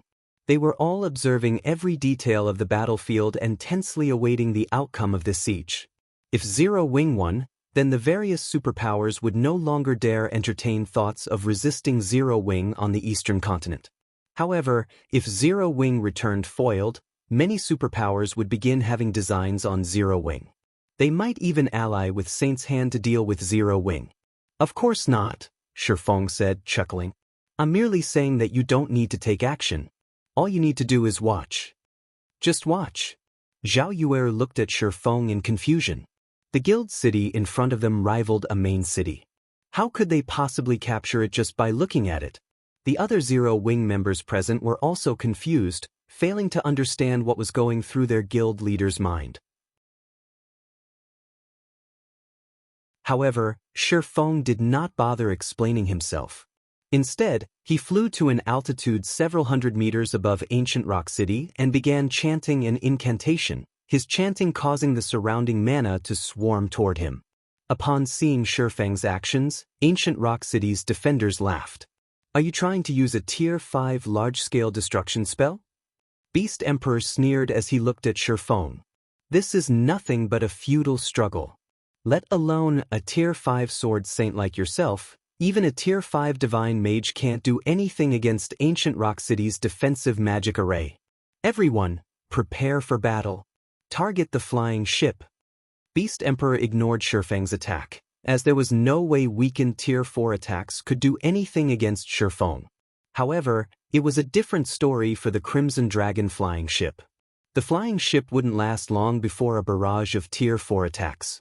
It would fall quickly even if Zero Wing's Tier 4 experts defended it. The many Tier 4 magical classes atop the city walls promptly began casting their respective spells, while the other Tier 4 ranged classes launched attacks at the flying ship. The 30-plus evil dark dragons took to the skies and bombarded the flying ship. The Zero Wing members aboard the Crimson Dragon flying ship felt an invisible pressure weighing down their bodies. Upon seeing the oncoming attacks, Fire Dance yelled hurriedly, "Magical classes, deploy defensive magic arrays." Even a Tier 5 legendary monster would suffer if it tried to take on the attacks of more than 100 Tier 4 individuals, let alone Tier 4 players like themselves. Moreover, the Crimson Dragon flying ship only had Tier 4 combat power. However, just as the two sides were about to clash, Feng finished his incantation's final verse. Suddenly, the sky darkened, and a spatial tear spanning over 1,000 yards appeared above Ancient Rock City. The spatial tear made it seem as if the sky was about to collapse, inevitably drawing everyone's attention. What is Black Flame trying to do? Read latest chapters at Wuxia World. EU questions filled everyone's mind as they gazed at the gigantic spatial tear. Simultaneously, Everyone felt an inexplicable chill overwhelm their heart. They could sense something terrifying in the spatial tear, and this feeling made even their souls shudder with dread. Before anyone could say anything more, a gigantic claw the size of a 4-story building extended from the spatial tear. Subsequently, a titanic figure gradually emerged from the spatial tear, blotting out the sky completely. When everyone eventually discerned the identity of this figure, they were dumbfounded. A dragon?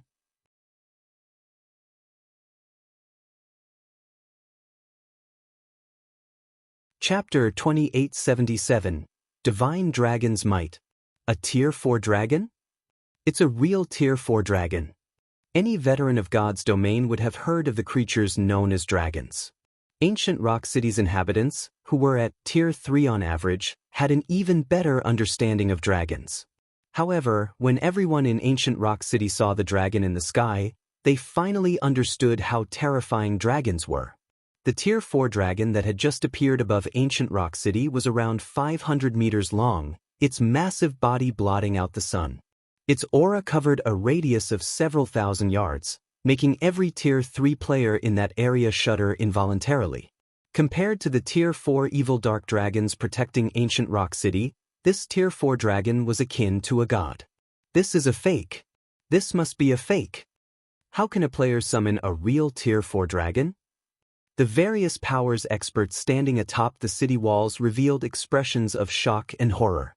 A Tier 4 dragon rivaled Tier 5 existences. Current Tier 4 players couldn't afford to provoke it. Likewise, it shouldn't be something players could control. Nevertheless, Feng had summoned a Tier 4 dragon. How could they believe this? This situation was even more unbelievable and shocking than Feng's promotion to Tier 5. After all, given enough time, a dragon would reach Tier 5 without fail. Meanwhile, a Tier 5 dragon was practically an invincible existence in God's domain. Everyone, don't panic. While a Tier 4 dragon is scary, Ancient Rock City's defensive magic array isn't weak either. Saint's Heart's guild leader, Furious Fist, shouted hurriedly when he saw the panicked defenders. It's just one more Tier 5 combatant. So long as we combine our strengths, Black Flame will still be helpless against us. Furious Fist's words calmed Ancient Rock City's experts somewhat. When they remembered how extraordinary the city's defensive magic array was, they felt that defending against Zero Wing's assault wouldn't be impossible. However, regardless of this battle's outcome, most likely nobody in God's domain would dare provoke Zero Wing anymore. Zero Wing would also officially become God's domain's #1 guild. After all, which player force in God's domain could contend against the combination of a Tier 5 player and a Tier 4 dragon? At this time, some of the dark guilds based in Ancient Rock City started regretting making an enemy of Zero Wing.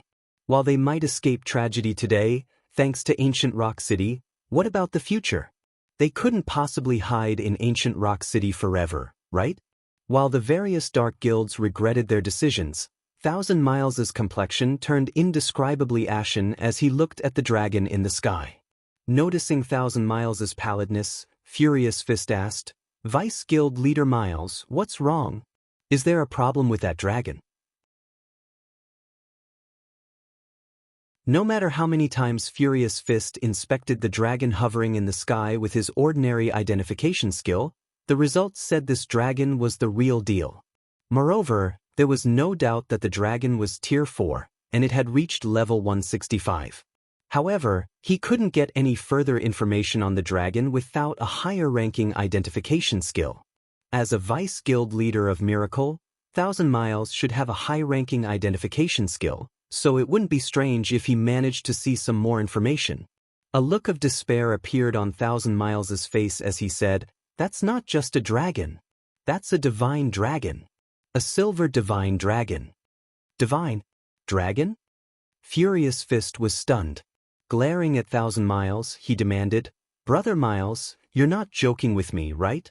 If you are, this joke isn't funny at all." Divine dragons were kings among the dragon race.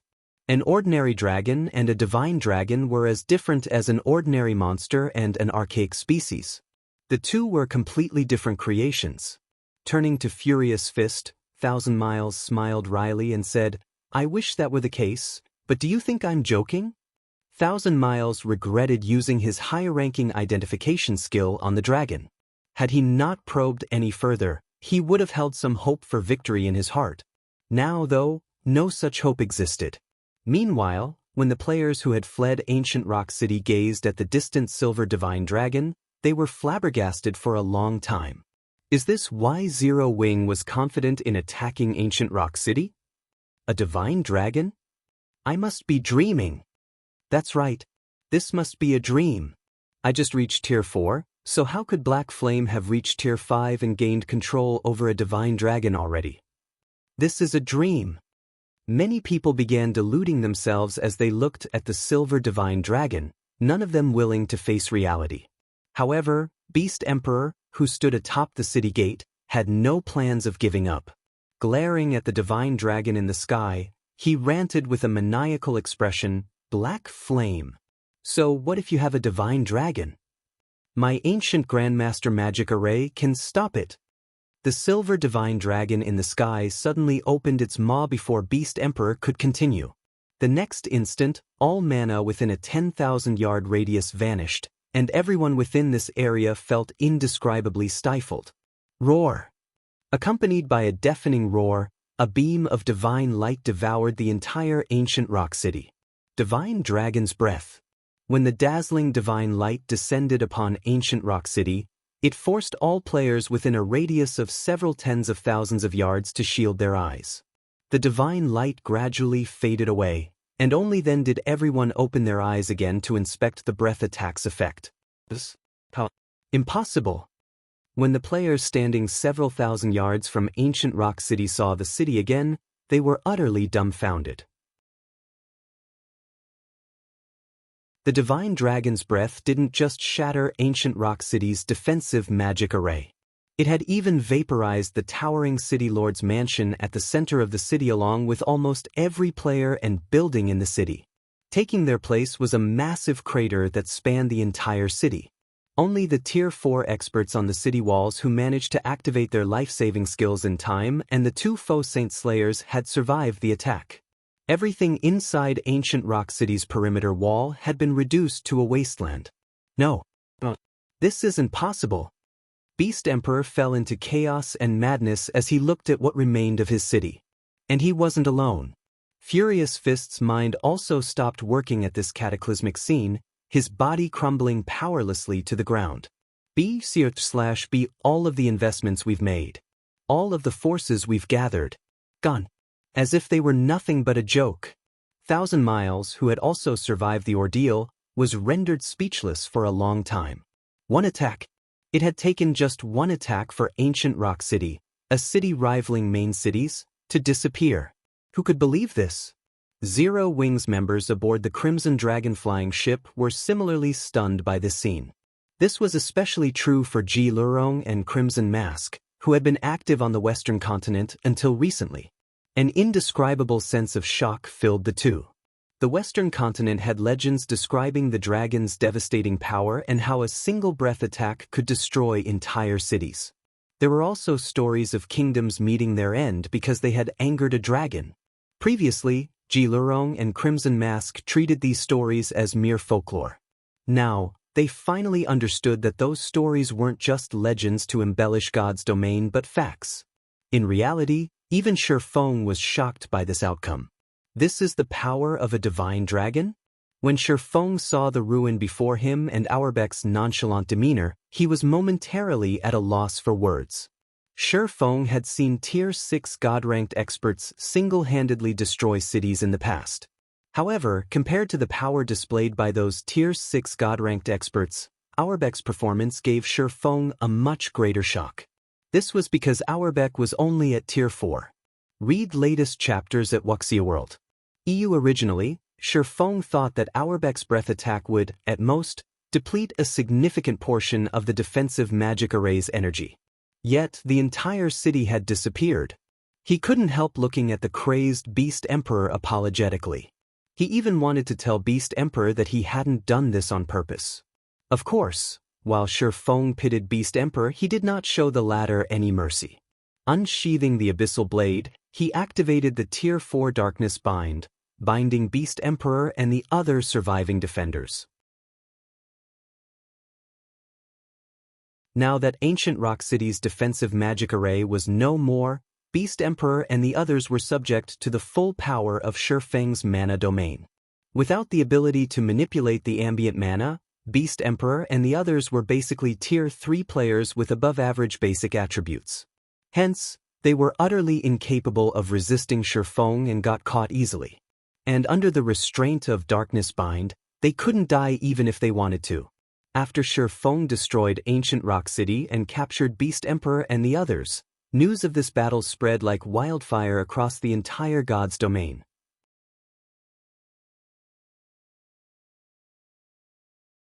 Chapter 2878, Ancient Rock City's Secret Fire Dragon Empire, Flame Dragon City, Mythology's Residence.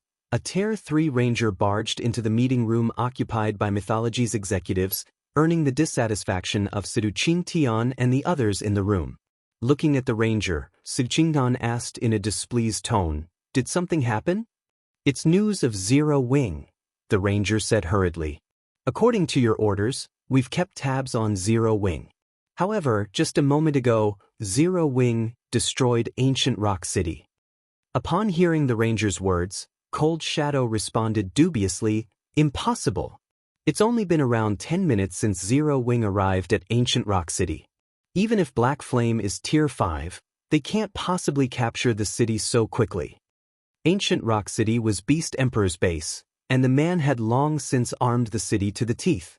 Beast Emperor also had the Evil God's Temple's backing, a powerful existence capable of going against the War God's Temple. Although Feng was a Tier 5 player, capturing Ancient Rock City should be tough. No.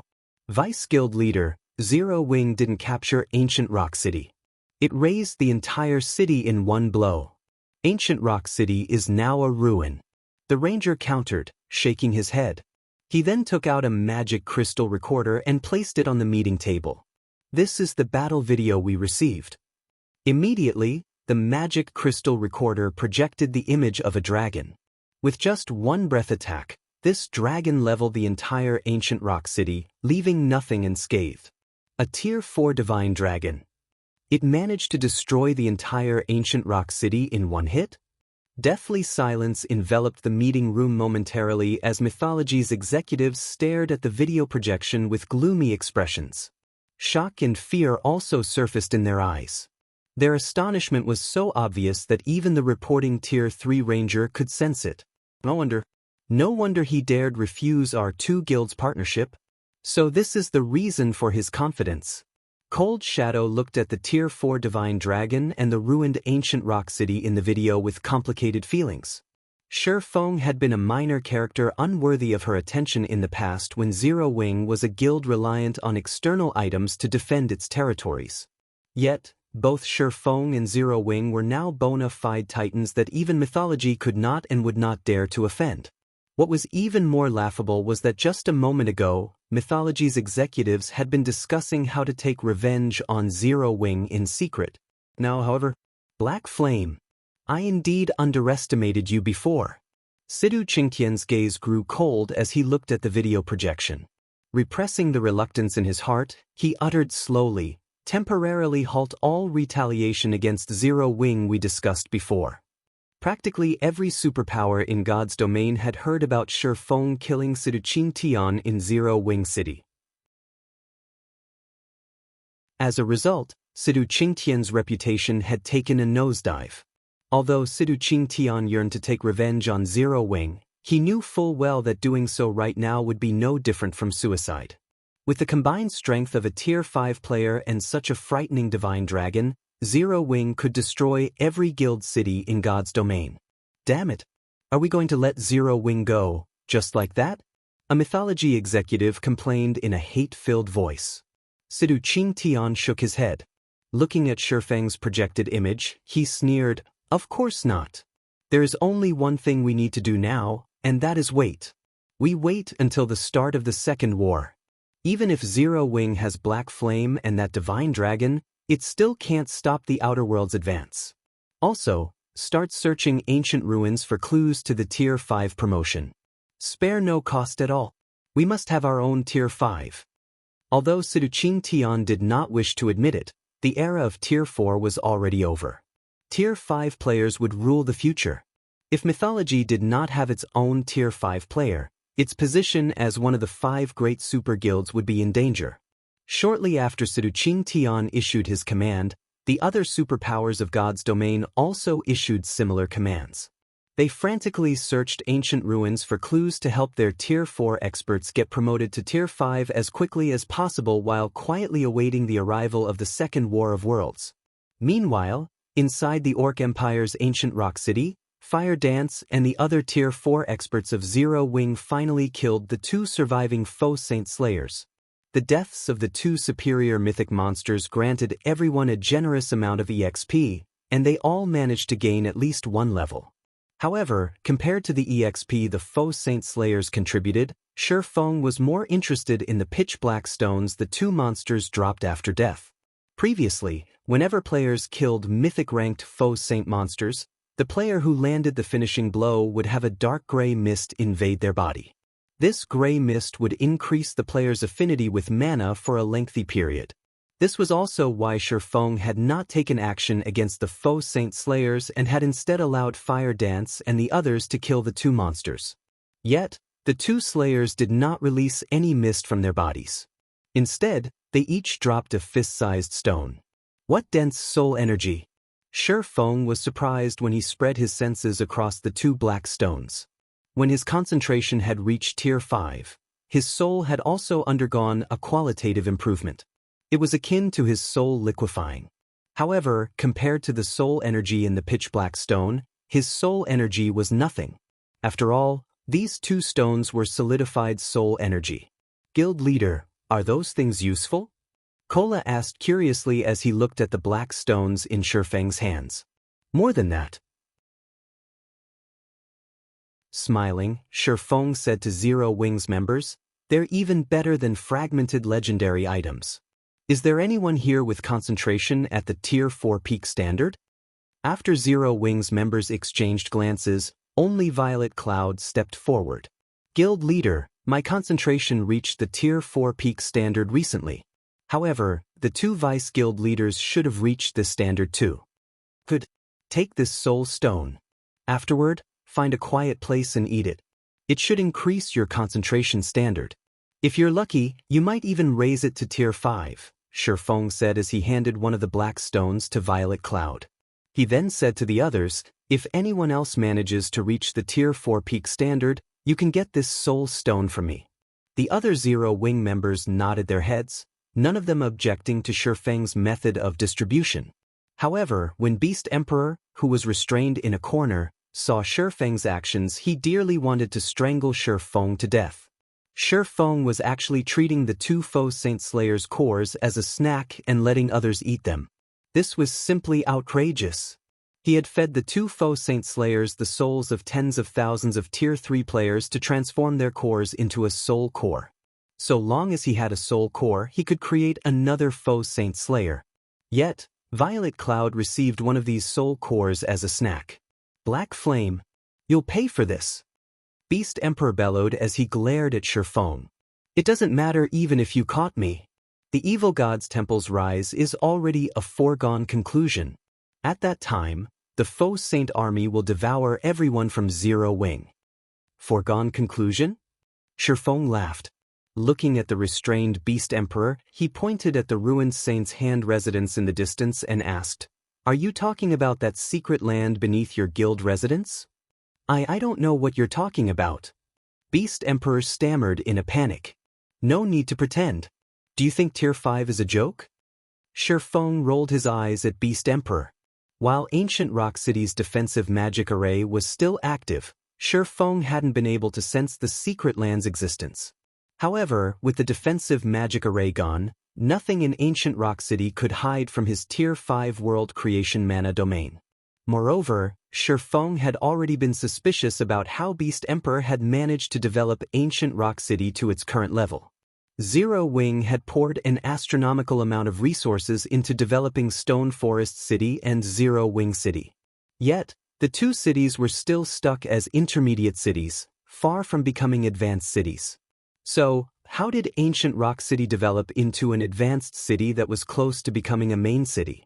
Only a fool wouldn't suspect there was a secret behind this achievement. Black Flame. Beast Emperor was momentarily enraged at Feng's ridicule. However, he soon calmed down and said, "So what if you've discovered the evil god's secret land? Do you think you can defend it? Even if you've captured me, I will still spread this information to the entire god's domain.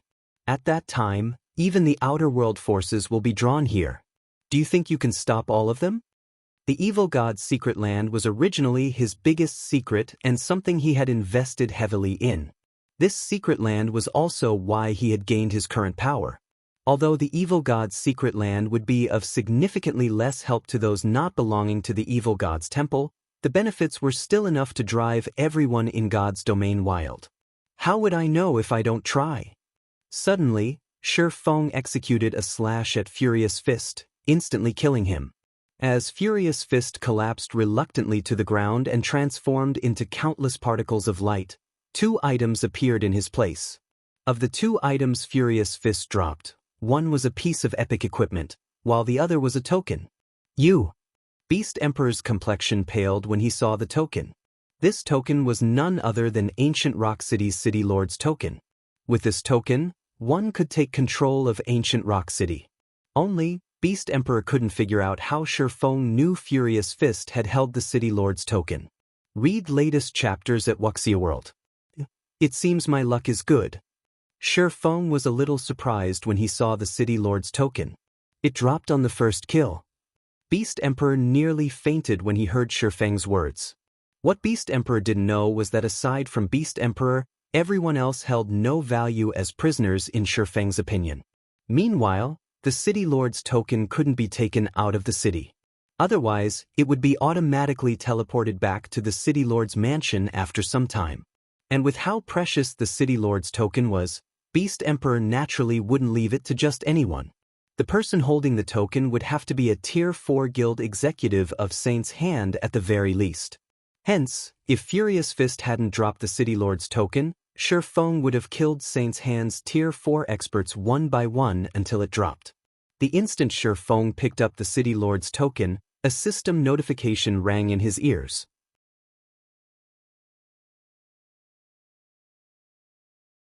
Chapter 2879, Colossal Wealth System.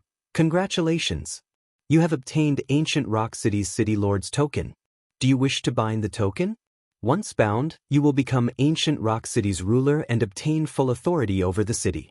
Feng chose to bind the token without hesitation. System, binding in progress.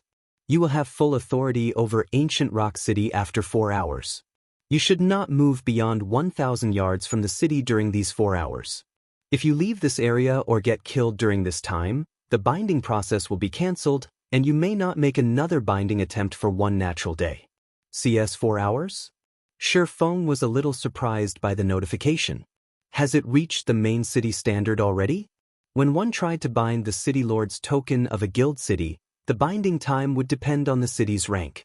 Main city-level guild cities normally took 4 to 6 hours to bind. Guild leader, did something happen? Fire Dance asked when she saw Feng's strange expression. It's nothing. I just didn't expect Ancient Rock City to be this special, Feng said, glancing at the raging Beast Emperor. Smiling, he continued, since we have to wait for 4 hours, let's pay that evil god's secret land a visit. Black Flame, don't get too delighted just yet. It's useless even if you've obtained Ancient Rock City. That secret land isn't a place you can touch. Without my means of entering, you can't obtain anything inside that secret land. Beast Emperor sneered. I'll spread the secret land's entry methods to all your enemies and even those outer world people. At that time, you can only watch as they take all of the secret land's treasures right before your eyes. Zero Wing could indeed better defend itself after acquiring Ancient Rock City. However, Beast Emperor also knew very well that the Outer World forces had already deemed Zero Wing an eyesore. Once the Outer World's army arrived, neither Star Moon Kingdom nor the Orc Empire would survive.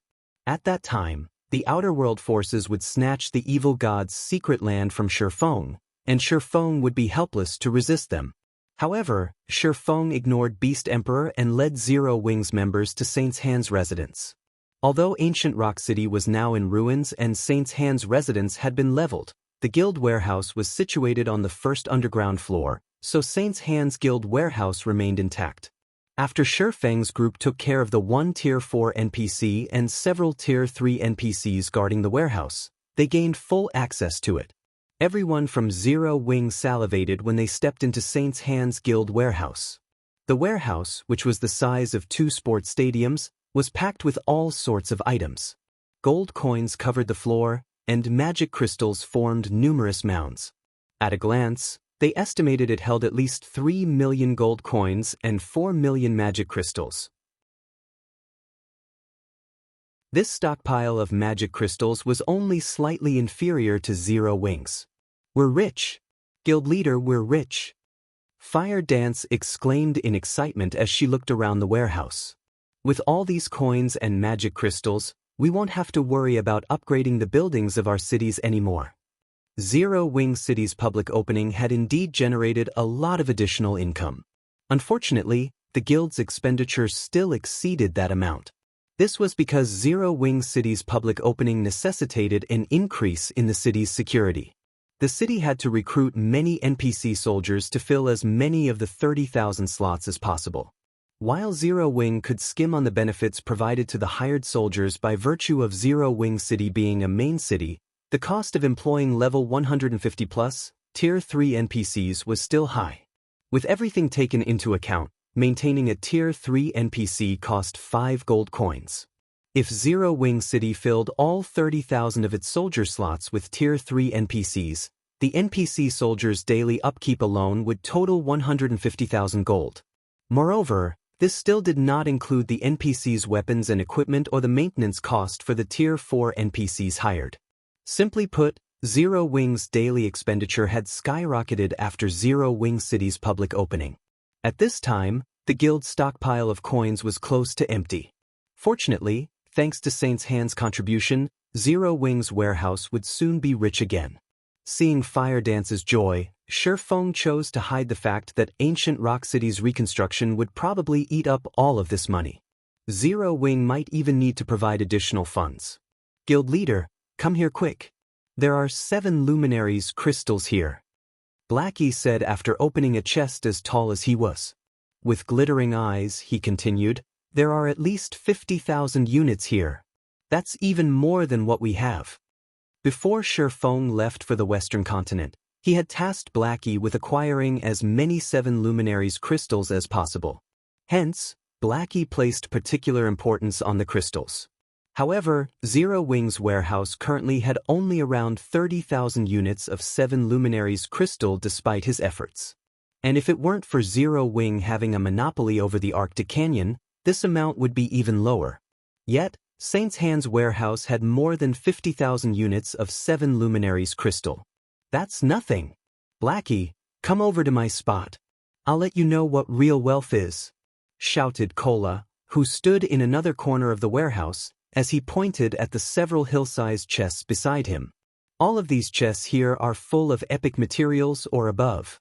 From what I can tell, there are at least 300,000 epic materials, 20,000 inferior legendary materials, and 3,000 legendary materials." Everyone, including Feng, was stunned when they heard Cola's words. This was on the level of a kingdom's treasury. Ordinary kingdoms might not even reach the standard. Only high-ranking kingdoms would have so many rare materials. However, upon hearing Cola's words, Beast Emperor, who had been dragged along to the warehouse, turned livid, his eyes becoming bloodshot. He had accumulated these materials by ransacking multiple kingdoms with the Faux Saint army and destroying numerous NPC cities. Yet all his efforts had ended up benefiting Zero Wing. Afterward, Feng tasked Blackie with sweeping through the warehouse and transporting everything back to the guild warehouse in Zero Wing City. He then brought Fire Dance and the others to a secret room on the 2nd underground floor. Read latest chapters at Wuxia World. The secret room was only the size of a basketball court, with a pitch-black door in the middle of it. Upon entering the room, Fire Dance and the others felt an incomparably powerful pressure enveloping their bodies. Fire Dance had unlocked her mana body beyond the 110% completion rate already, yet even she had difficulty walking inside the secret room. After 3 steps, the pressure was so strong that she couldn't move her body. If an ordinary Tier 4 player were to enter this room, they would most likely crumple to the floor, unable to advance even a single step. Ha! I already said that you people would never be able to touch the evil god's secret land. Beast Emperor laughed when he saw Fire Dance and the others immobilized. He then looked at Feng and taunted, "Black Flame, it's the same even if you're Tier 5. Without my special method, none of you should think of entering." Beast Emperor had reached the peak of Tier 4 already. He also had the benefit of being an evil god worshipper. Nevertheless, he still struggled to enter the evil god's secret land. This was why Beast Emperor was confident that Feng would be helpless against the evil god's secret land even though he had discovered its existence. Is that so? Feng stepped into the secret room after glancing at the laughing Beast Emperor.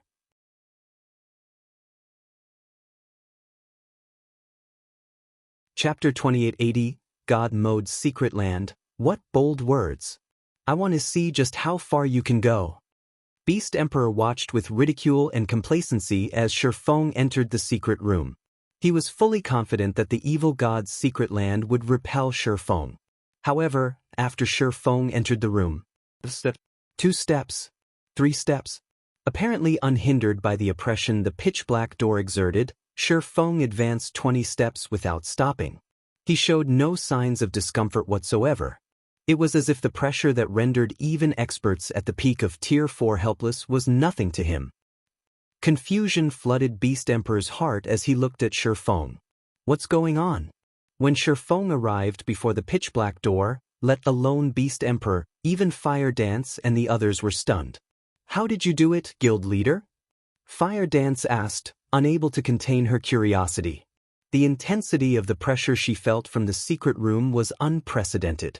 Even the divine might she experienced in Lightforged City could not compare. After taking 3 steps into the room, she could no longer advance by even another inch. She couldn't even lift her feet. While Tier 5 players were indeed stronger than Tier 4 players, the disparity shouldn't be so significant. Logically, there was no way Feng would remain unaffected by the room's oppression. At Fire Dance's question, the other Zero Wing members also looked at Feng curiously. How did I do it? Seeing everyone's curious expressions, Feng smiled faintly and said, I just walked here, of course. However, I did use a little technique. Technique? The Zero Wing members were momentarily stunned. They hadn't seen anything peculiar about Feng's gait. He had merely walked to the door in a normal fashion. Moreover, how could a technique completely mitigate such terrifying pressure? However, when Beast Emperor heard Feng's words, he stared at the latter as if he had just seen a ghost. No. Impossible. Who are you? How can you know such a technique? There was indeed a trick to approaching the pitch-black door. However, Beast Emperor had never told anyone this trick. He was the only player in God's domain who knew it. Moreover, even if one knew the trick, one still couldn't approach the door without the evil god's blessing. Feng couldn't help rolling his eyes at Beast Emperor. The technique required to approach this door is indeed complicated, but do you think the fundamental technique to manipulate the various elements of mana is unique to the evil god's temple? When Feng saw the pitch-black door and the hurdle Fire Dance and the others faced after entering the secret room, he quickly noticed a similarity between the secret room and the Dragon Temple's trial area. In the Dragon Temple's trial, players had to construct a bridge using mana's various elements. The secret room, on the other hand, was filled with chaotic mana. The closer to the pitch-black door, the more chaotic the ambient mana was. What players needed to do was return this chaotic mana to its original state. Only by doing so could players approach the door. Simply put, both places tested players' usage of the various elements of mana. For Feng, who had already mastered the basic usage of the various elements of mana, approaching the pitch-black door was a walk in the park. It was much easier than the trial in the Dragon Temple, which had required him to expend a lot of concentration and manipulate a significant amount of mana. The secret room, on the other hand, did not put a burden on his concentration or require him to manipulate a lot of mana. The secret land aside, this room is quite a good training spot for those seeking to learn the basic usage of the various elements of mana. Scrutinizing the secret room, Feng said happily, "I was worrying about how to help everyone accomplish this, so this saves me a lot of time." It wasn't easy to learn to manipulate the various elements of mana independently. Even if he provided Zero Wings members with an explanation, the learning process would be highly inefficient without a reference.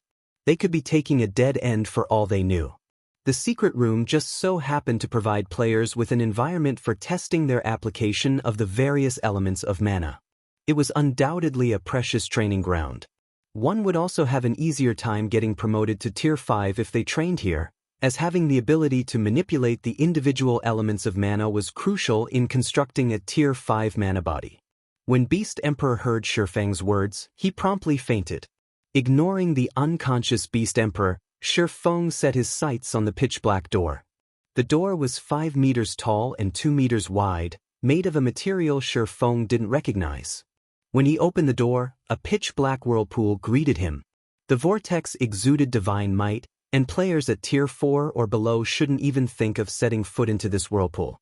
After Feng inspected the whirlpool with omniscient eyes, a few lines of information appeared before him. Evil God's Secret Land, God Mode Secret Land Raid Level 150 to 200. What a powerful secret land. The displayed information astonished Feng. Now, he understood why Beast Emperor was confident he couldn't obtain the Evil God's Secret Land. Secret lands were like dungeons in God's domain. The higher their ranking, the higher their raid difficulty. God Mode was the highest difficulty for secret lands. Unlike dungeons, though, secret lands would not reset. According to Feng's memories, there were less than 10 level 150+ God Mode secret lands in the entire God's domain. Meanwhile, even Tier 6 God-ranked experts could fall in a level 150+ God Mode secret land.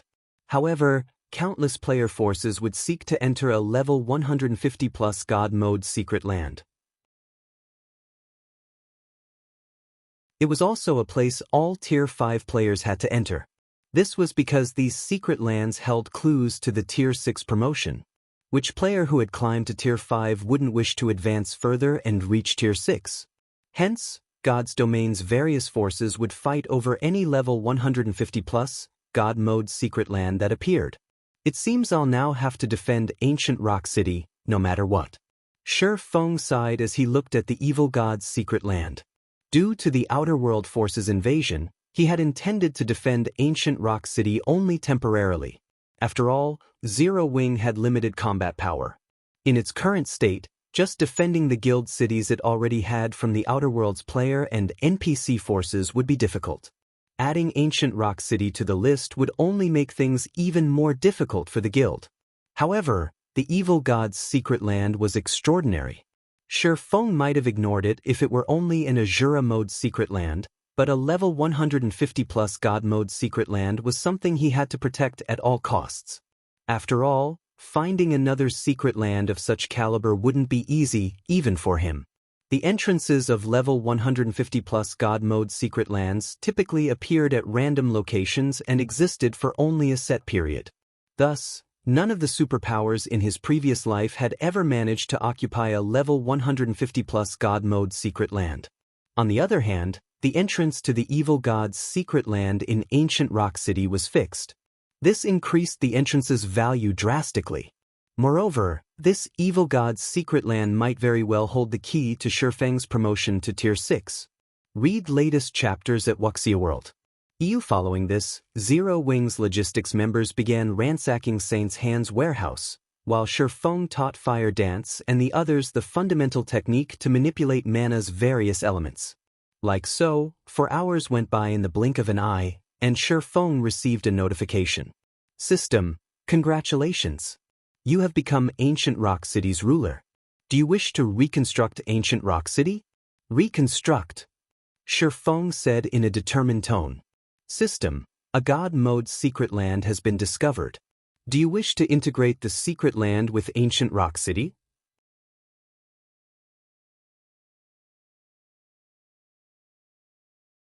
Chapter 2881. Integration, Integrate. Feng grew confused as he read the system notification. This was the first time he had heard of a secret land being integrated with a guild city. He had seen many player forces constructing guild cities on top of precious secret lands in the past. However, even as these guild cities developed, they never received any opportunity to merge with these secret lands directly. For a moment, Feng hesitated. The Evil God's secret land was a level 150 plus God mode secret land. If he recklessly merged it with Ancient Rock City and the secret land disappeared, he would suffer a huge loss. However, before Feng could ponder things further, he received another system notification. System, it is detected that you have 3 million magic crystals and 5,007 luminaries crystals on your person. You have fulfilled the conditions to reconstruct Ancient Rock City with the Evil God's secret land as the core. Do you wish to integrate the secret land and upgrade the city? Agree. Feng agreed without hesitation when he heard the contents of the notification. There were several holy cities in God's domain, and one of these holy cities had a God mode secret land as its core. The War God's Temple had also established its main headquarters in this holy city. Sanctuary. This sacred place was also why all Tier 5 experts sought to visit the top of the world. Sanctuary was the sole ancient city in God's domain that players had verified to hold clues to the Tier 6 promotion. The city was so old that nobody could ascertain its age in this modern day. Rumor had it that any Tier 4 player that entered Sanctuary had a 100% chance of getting promoted to Tier 5. However, what made Sanctuary amazing wasn't the knowledge it stored. Instead, the Holy City held complete control over a level 150 plus God mode secret land. Players that gained sufficient authority in the city, even Tier 3 players, could enter the secret land.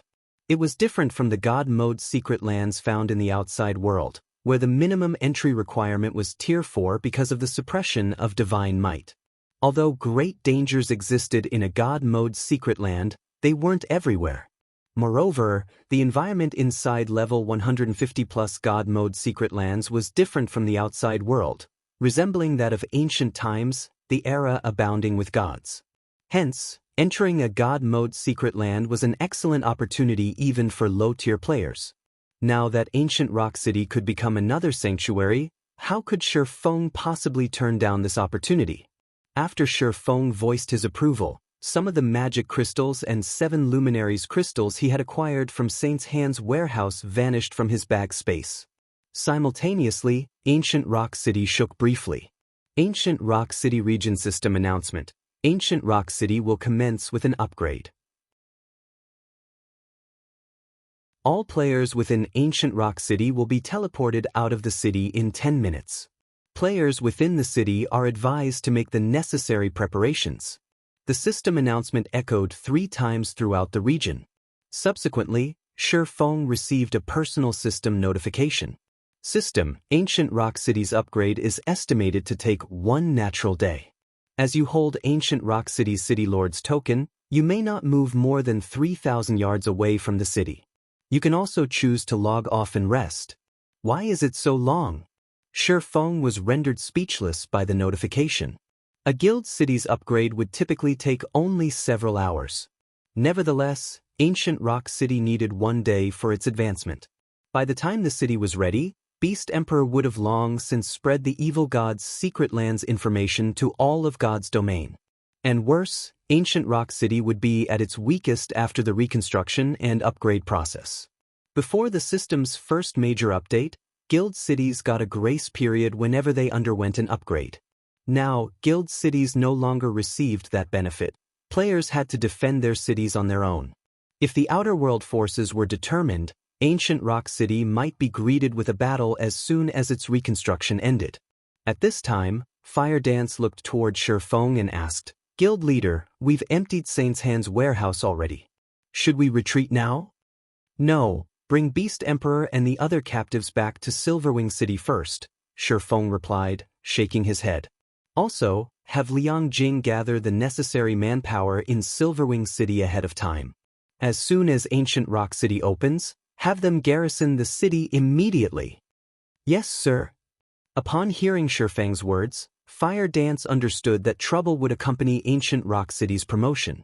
There might even be a big battle awaiting the city. She immediately set out to execute his orders. After Fire Dance left Ancient Rock City, Feng chose to log off and rest. He had been busy with various tasks previously, so he hadn't had a chance to take a break from the game. Now that the system had prohibited him from leaving Ancient Rock City's vicinity, he could use this opportunity to rest up. Yuantian City's upper zone, 6th Southern District. The fearless cabin's hatch opened slowly, and Feng climbed out of the gaming cabin. The instant Feng exited the cabin, dizziness assaulted him.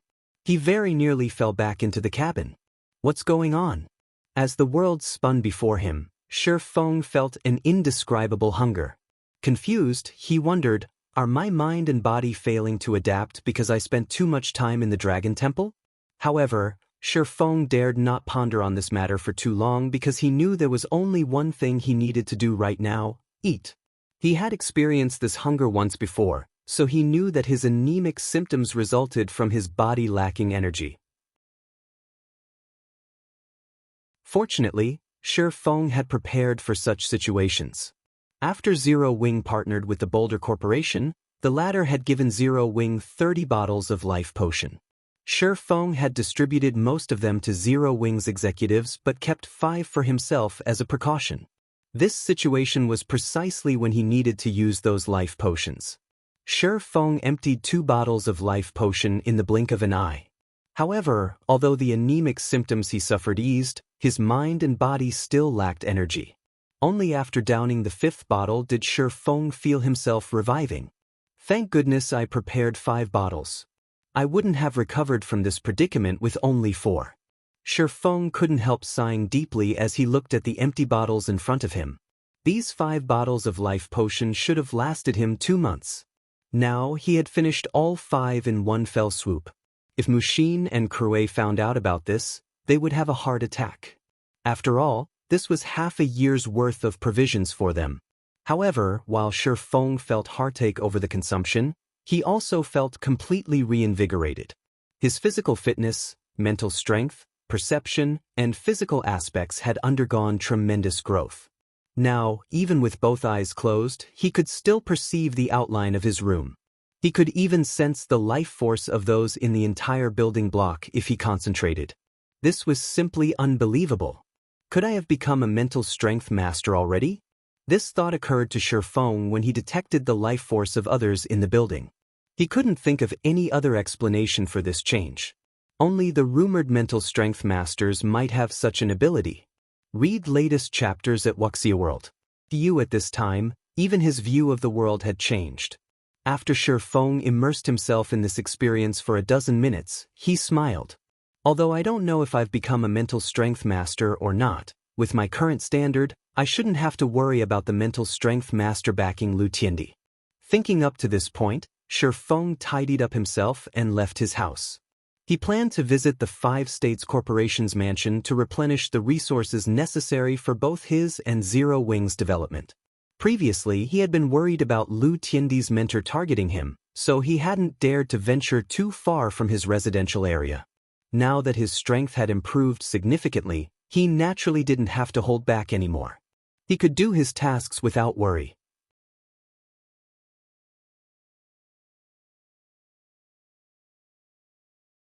Chapter 2882 Upper Zone Transaction. When Feng exited his home and looked at the surrounding streets and buildings, a faint smile appeared on his face. How generous! He actually sent over a dozen half-step grandmasters to keep an eye on me. He had been living in the upper zone for quite some time now. After getting more information from Mushin, he more or less understood the general situation in the upper zone. While master-level experts could be found everywhere, experts at the half-step grandmaster level were even in the upper zone. They were the mainstays of the various upper zone organizations. Normally, only the direct successors of a corporation would qualify to have an expert of such caliber accompany them. Typically, Only a first-rate corporation operating in the upper zone would have more than a dozen half-step grandmasters under its command. However, Feng did not pay much attention to the experts trailing him. Behaving as if he never noticed them, he made his way toward the mansion area with a smile. Butler that kid clearly noticed us, yet he doesn't seem to care about us for some reason, a black-clad, middle-aged man standing on the rooftop of an apartment said as he looked at Feng's departing back. He then turned to Yi, who stood beside him, and asked, "Does he have some kind of backing?" The Infinity Master Fu Jiuzhong had been thoroughly enraged when he learned of his student Wang Xuanming's expulsion from the upper zone. Afterward, he had requested the elders of the several families in his debt to keep an eye on Feng. And if the opportunity presented itself, they were to get rid of Feng. Naturally, the elders of the requested families were more than willing to sell Fu Jiuzhong this favor.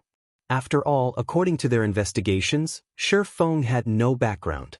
He had managed to get into the upper zone only because of the Boulder Corporation's Hong Xingyuan.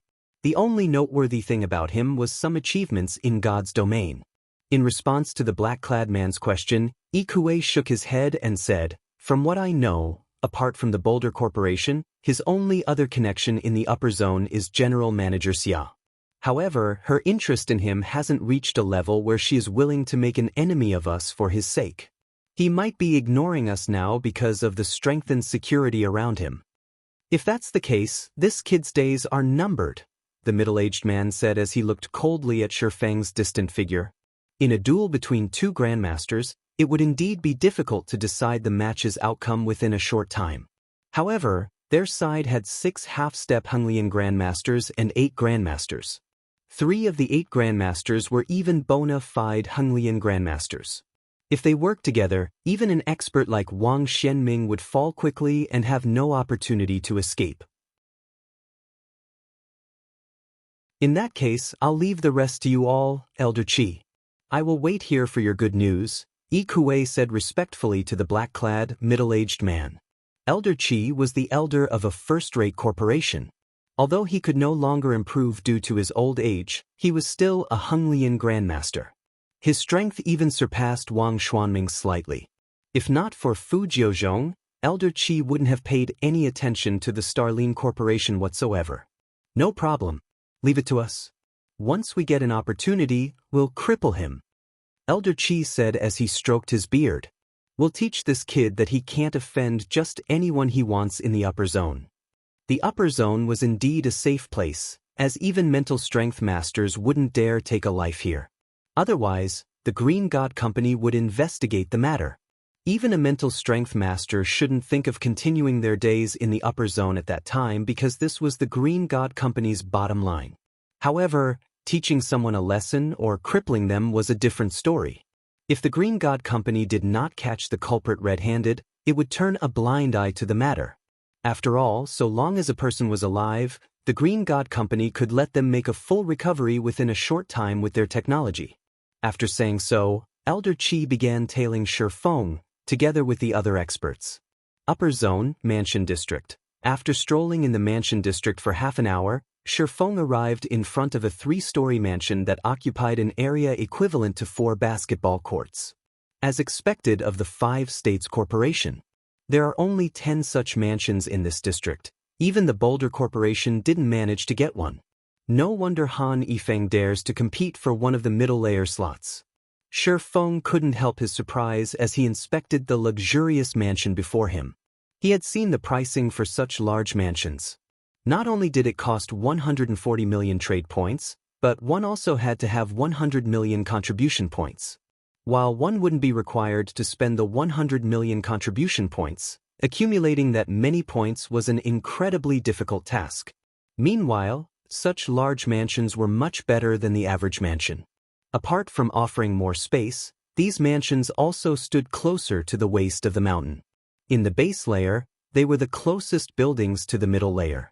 Hence, the mysterious energy filling the environment here was much denser than in other places. After Feng took a deep breath here, his mind already felt refreshed. He felt as if he had set foot into paradise on Earth. Shortly after Feng pressed the doorbell, the tightly shut metal gate opened, and a person walked out. This person was none other than Xianxia, Han Feng's butler.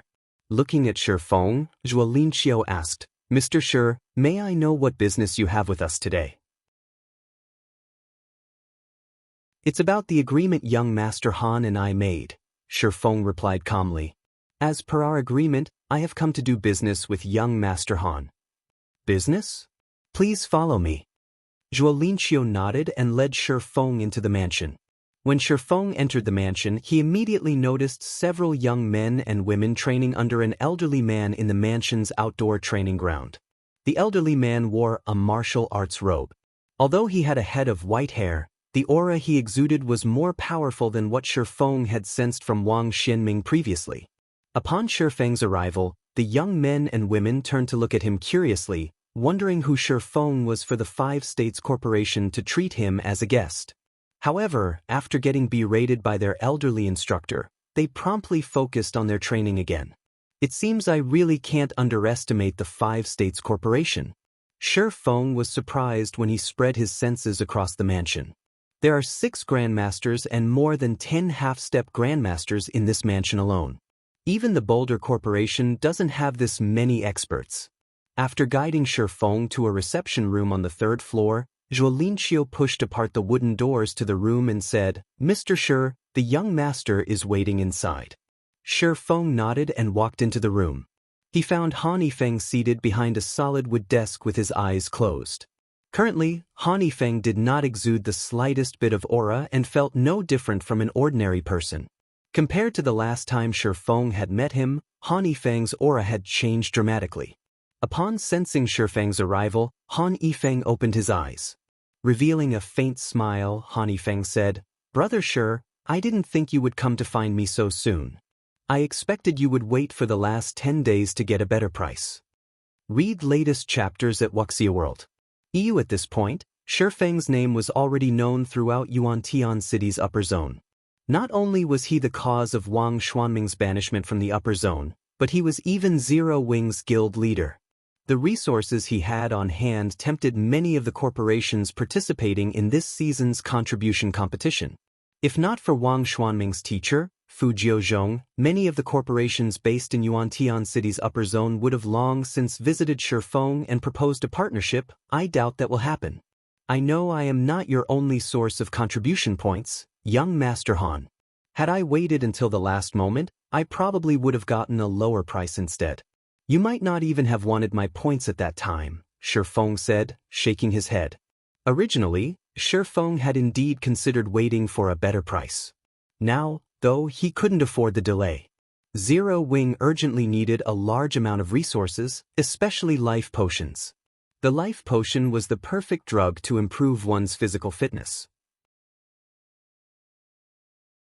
If not for the limitation of physical fitness, Fire Dance, Lei Bao, and several other people in Zero Wing would have long since become neutralizing grandmasters. Brother Shi, you jest. In that case, we'll proceed with the 2-to-1 ratio we previously agreed on. I'll buy however many points you have, Han Feng said, chuckling. However, Shi Feng shook his head and countered in a determined voice, "No, I want a 1-to-1 ratio."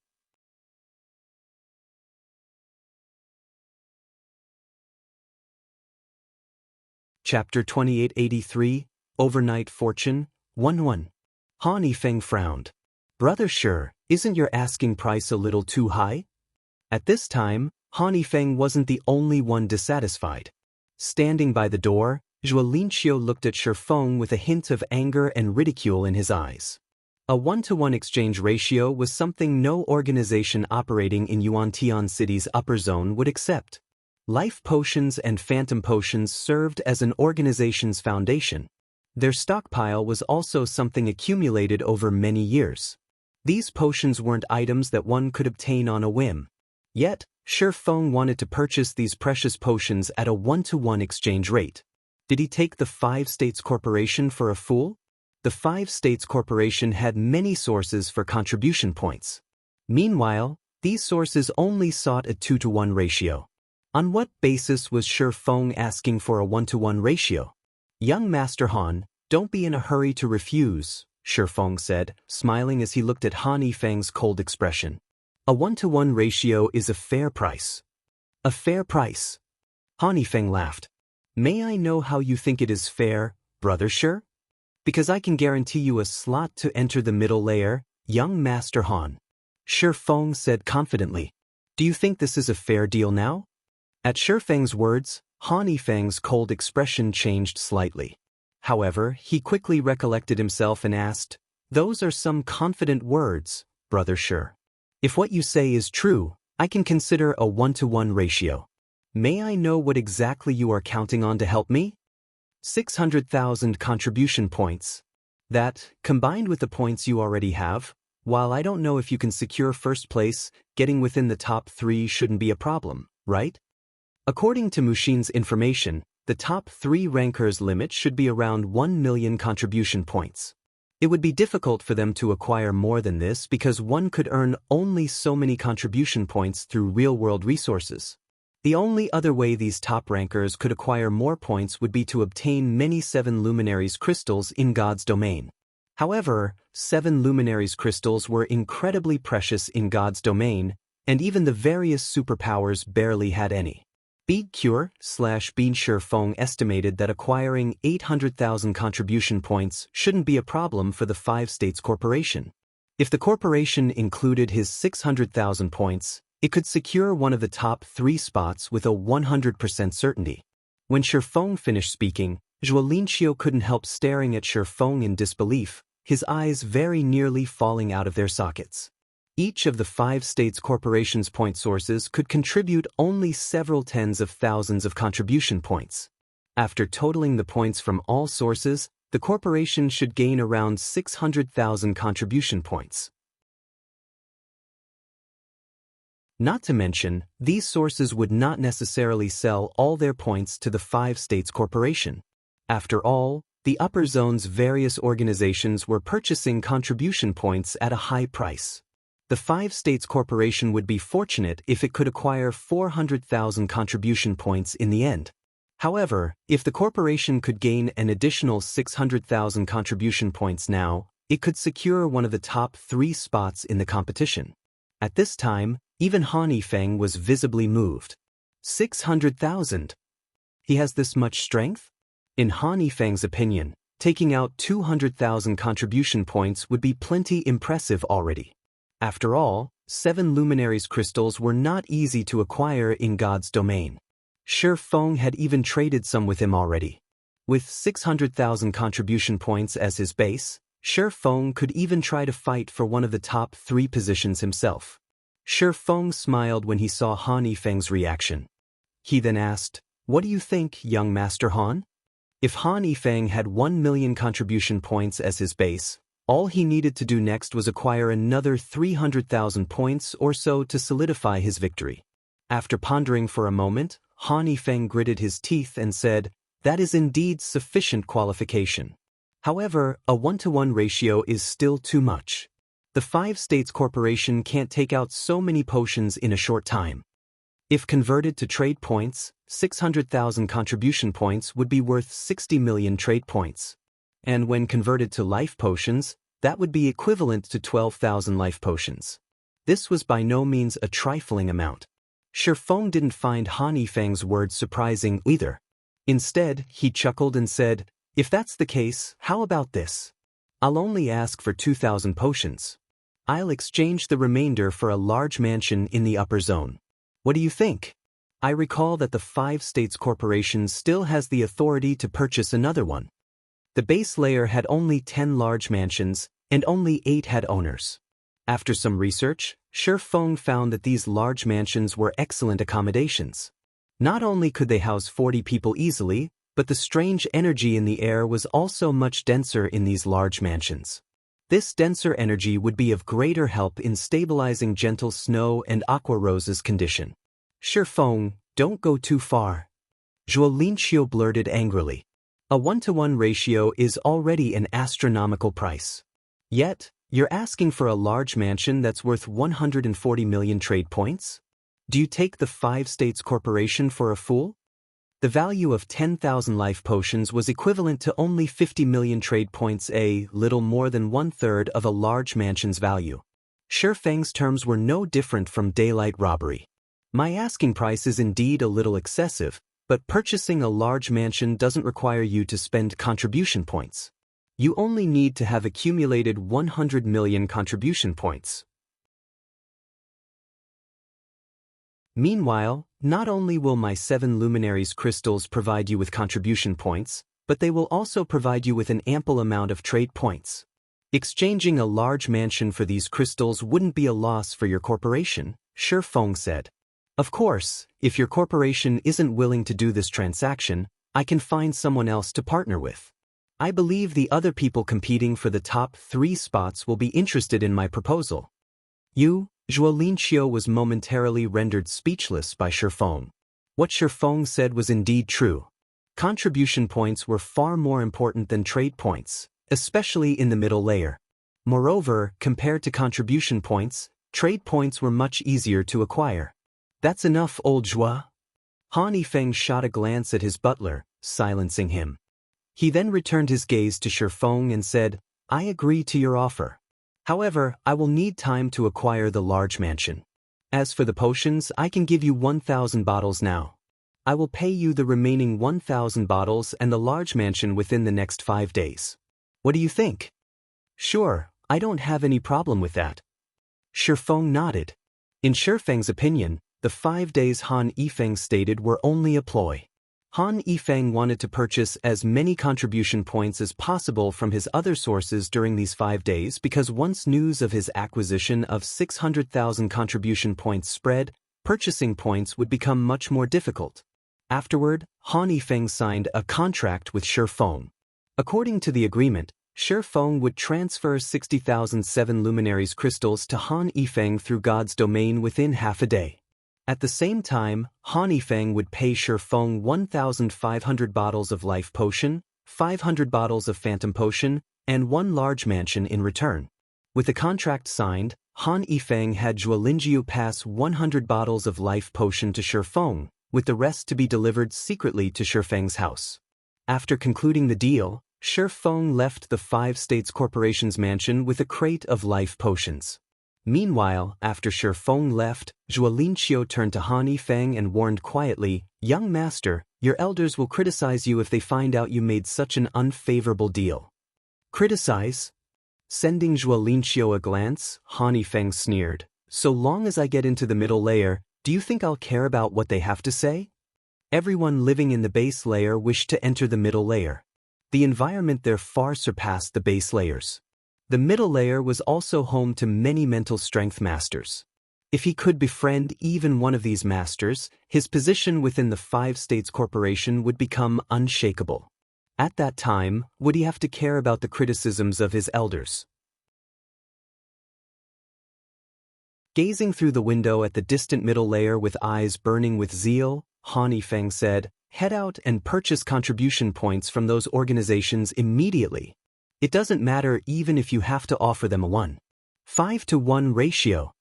While Han Yifeng was secretly going around purchasing contribution points from various organizations, Feng left the upper zone together with his crate of life potions. Previously, despite receiving the secret pavilions and Netherworld Empire's guild legacies, Zero Wing could afford to nurture only a small number of experts due to its limited resources. However, now that Zero Wing had sufficient life potions, let alone Void Realm experts, the guild could nurture even Domain Realm experts within a short time. This was something even the various superpowers couldn't accomplish. After all, when nurturing new talents, the superpowers would provide only S-rank nutrient fluids at most, not something as precious as the life potion. Read latest chapters at Wuxia World. Meanwhile, when Feng left the upper zone, Elder Qi and the others stalking him were stunned. Is this kid crazy? A Honglian Grandmaster asked when he saw Feng entering the mental path. He dares to leave the upper zone at this time? Could it be that he didn't notice us in the first place? A lanky neutralizing Grandmaster wondered. There's no way he hasn't noticed us. I am certain on this point.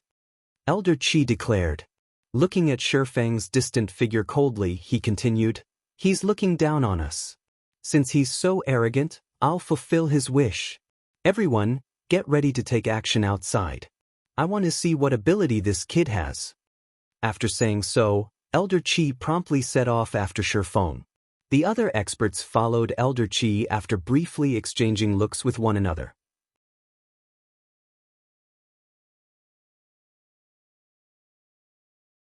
Chapter 2884, Ruthless. Feng Lin City, Zero Wing's headquarters. Feng stood in front of Zero Wing's headquarters. The place had undergone significant changes since his last visit. Currently, people crowded the plaza in front of the building, many of them young men and women. These people were either waiting to enter the building or taking various tests out in the plaza. This prosperous site was even more spectacular than what could be found at the various super guilds' headquarters. As Feng made his way to the entrance, he overheard these young men and women discussing Zero Wing's matters. As they spoke about Zero Wing City's training environment or the heaven-defying battle that had taken place at Ancient Rock City, their eyes glowed with anticipation. Before Feng could reach the entrance, a long-haired man in his 30s approached him. Looking at Feng, who was clad in sportswear, the long-haired man said in a friendly tone, "Friend, you're here to join Zero Wing, right?" "Me? Join Zero Wing?" Feng was stunned by the long-haired man's words. Although the long-haired man looked ordinary, Feng sensed intense life force from him. In terms of physical fitness, the long-haired man could practically rival Henglian masters. However, before Feng could say anything, the long-haired man unzipped his jacket and revealed a six-winged emblem pinned on his t-shirt, proving that he was an internal member of Zero Wing. "I can tell that you're extraordinary at a glance, brother," the long-haired man said while showing off his emblem.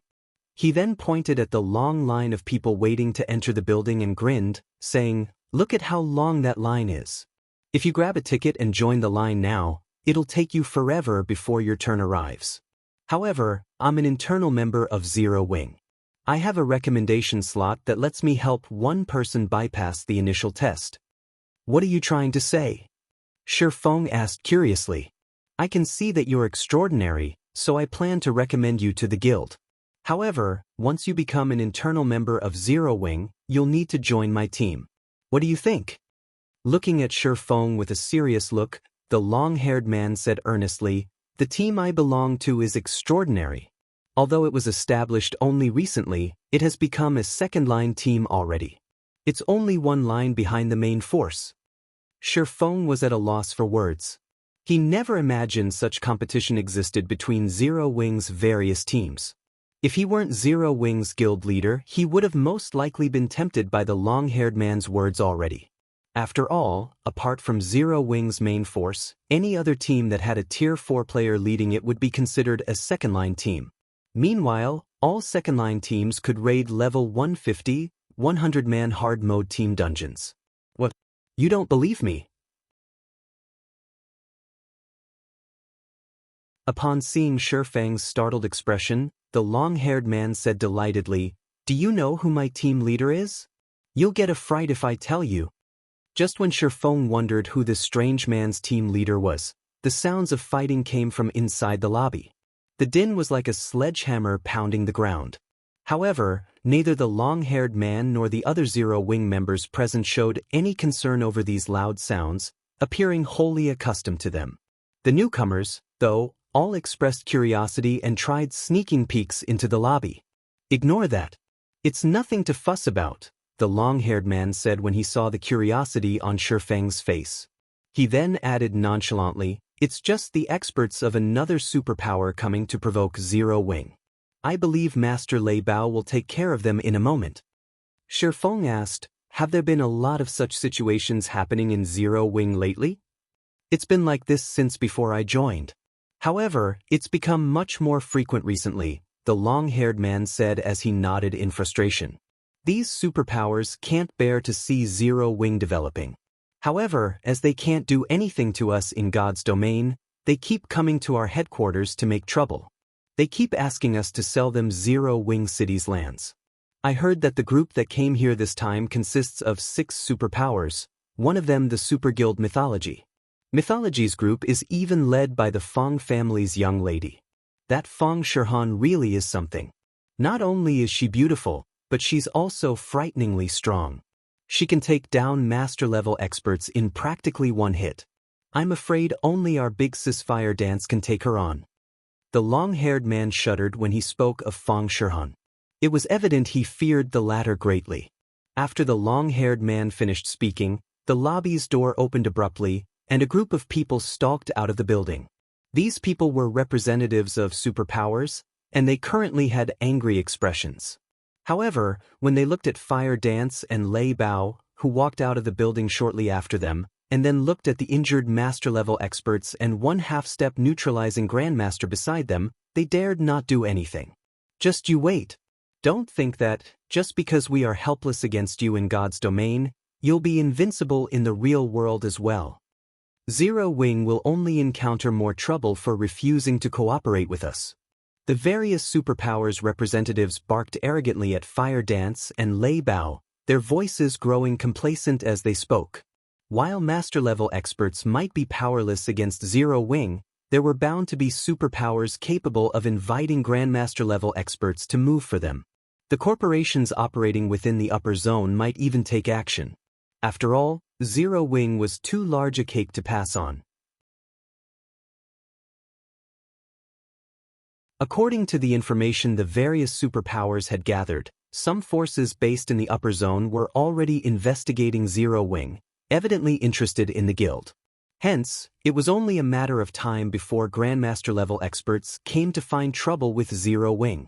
Fire Dance and Lei Bao revealed somewhat grim expressions on their faces when they heard the representative's words. They had expected the battle at Ancient Rock City to have caught the attention of many organizations in the upper zone. Hence, they were certain that Grandmaster-level experts would eventually come to Zero Wing seeking trouble. While these Grandmasters might not be capable of doing anything against Zero Wing on the surface, if they came every day to pick a fight, it would ruin Zero Wing's reputation, not to mention the other unscrupulous tactics they could employ. However, when the various superpowers representatives were getting full of themselves, Feng Shihan suddenly left the group and headed toward Feng. The cold gaze she directed at him made the temperature in the surroundings fall by more than 10 degrees. The long-haired man standing beside Feng shuddered in fear despite himself. Looking at Feng, the long-haired man asked, "Friend, did you offend her in some way before? Why do I get the feeling that she's coming for you?" In this situation, the nearby young men also looked at Feng and began a quiet discussion. They all wondered who Feng was to warrant such attention from a great beauty like Feng Shihan. Read latest chapters at Wuxia World. I don't think I've done anything to her, Feng said. He likewise found it strange that Feng Shihan was walking to him. After giving the matter some thought, he added, "The only things I remember doing are killing one of her elders and telling her to get lost. I don't think I've ever done anything else to her." Feng's words stupefied the long-haired man. He never thought that Feng would be so ruthless as to pull such stunts with the Feng family's lady. It would be strange if Feng Shihan didn't try to take Feng's life. However, when Feng Shihan arrived in front of Feng, she looked at him and asked quietly, "Can I speak with you in private?" Immediately, be it the long-haired man or the other men present, they all couldn't help staring at Feng with wide eyes. What was going on here?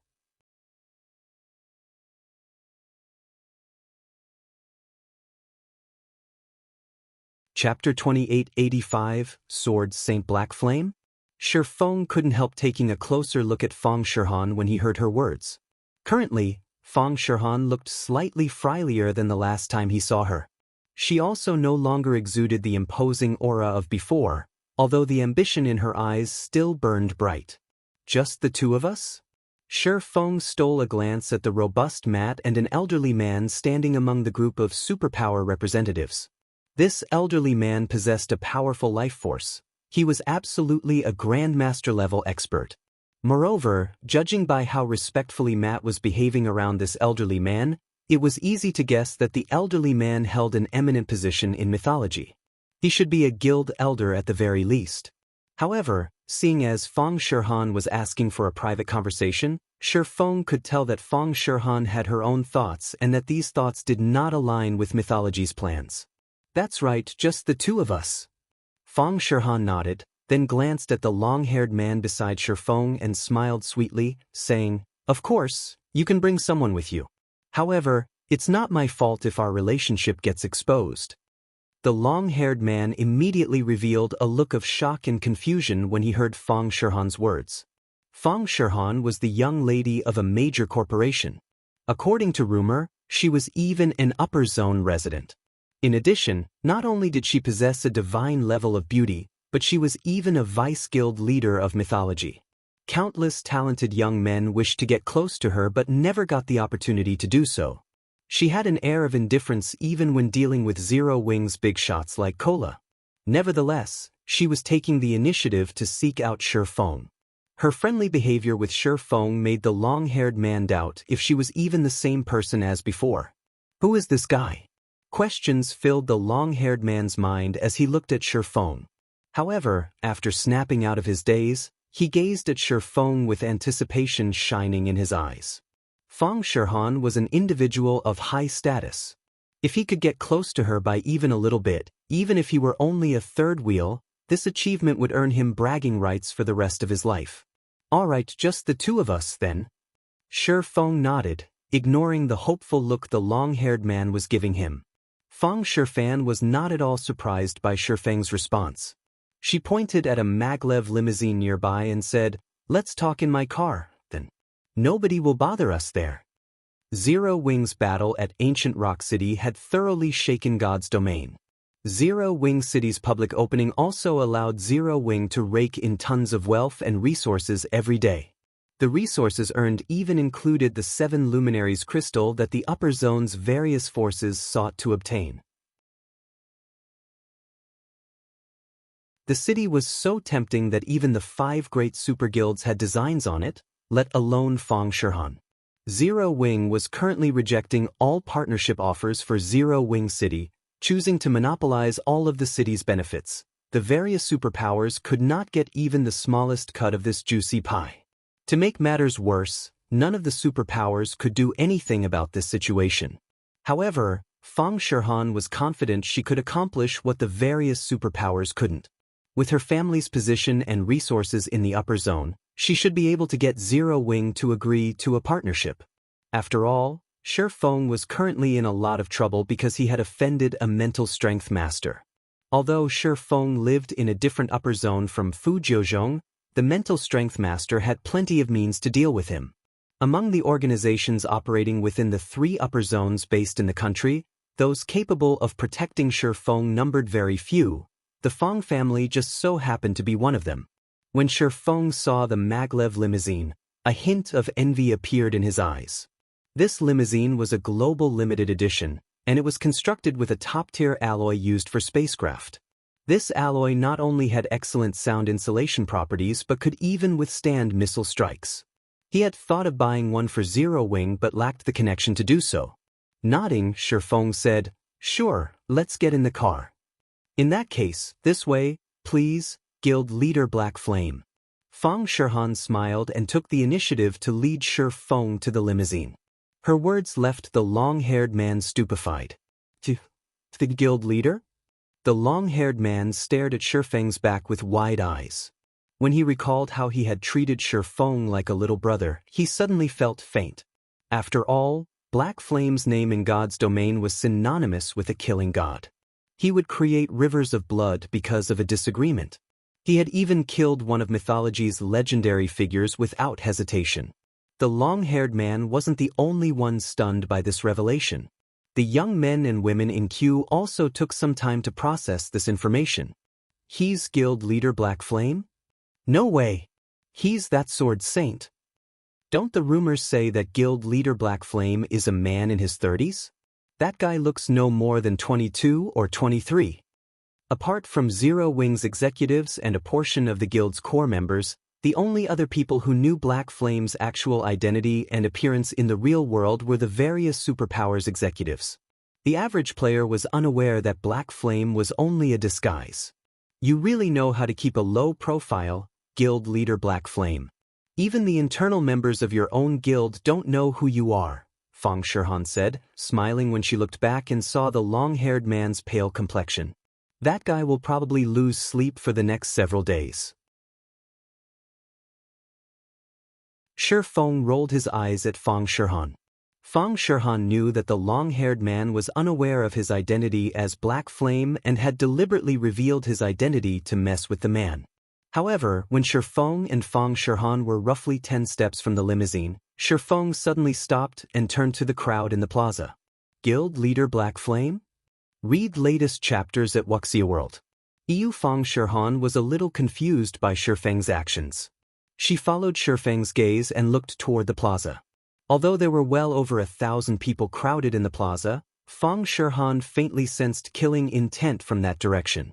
Moreover, there wasn't just one source of killing intent but more than a dozen. This killing intent was well hidden.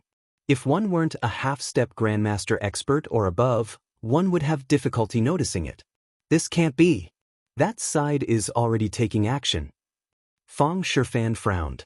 Only the Infinity Master Fu Jiuzhong could mobilize so many powerful experts. She whispered to Feng, Guild leader Black Flame, they should be experts the Infinity Master sent. The other side has a significant advantage in numbers. It's best if we pretend we didn't notice them and get into the car quickly. Even if it's them, they can't do anything against my car. A force of over a dozen half-step Grandmasters or above was indeed powerful. However, against the global limited edition limousine, even these experts could only lament their lack of strength. This was also why many major corporations wished to purchase this limousine. However, only 100 people in the world actually managed to get their hands on one. No, there's no need for that, Feng said, shaking his head. He then began walking toward the plaza. I initially planned to ignore them, but since they came all the way here, I'll deal with them now. It's annoying to have them constantly buzzing me like flies.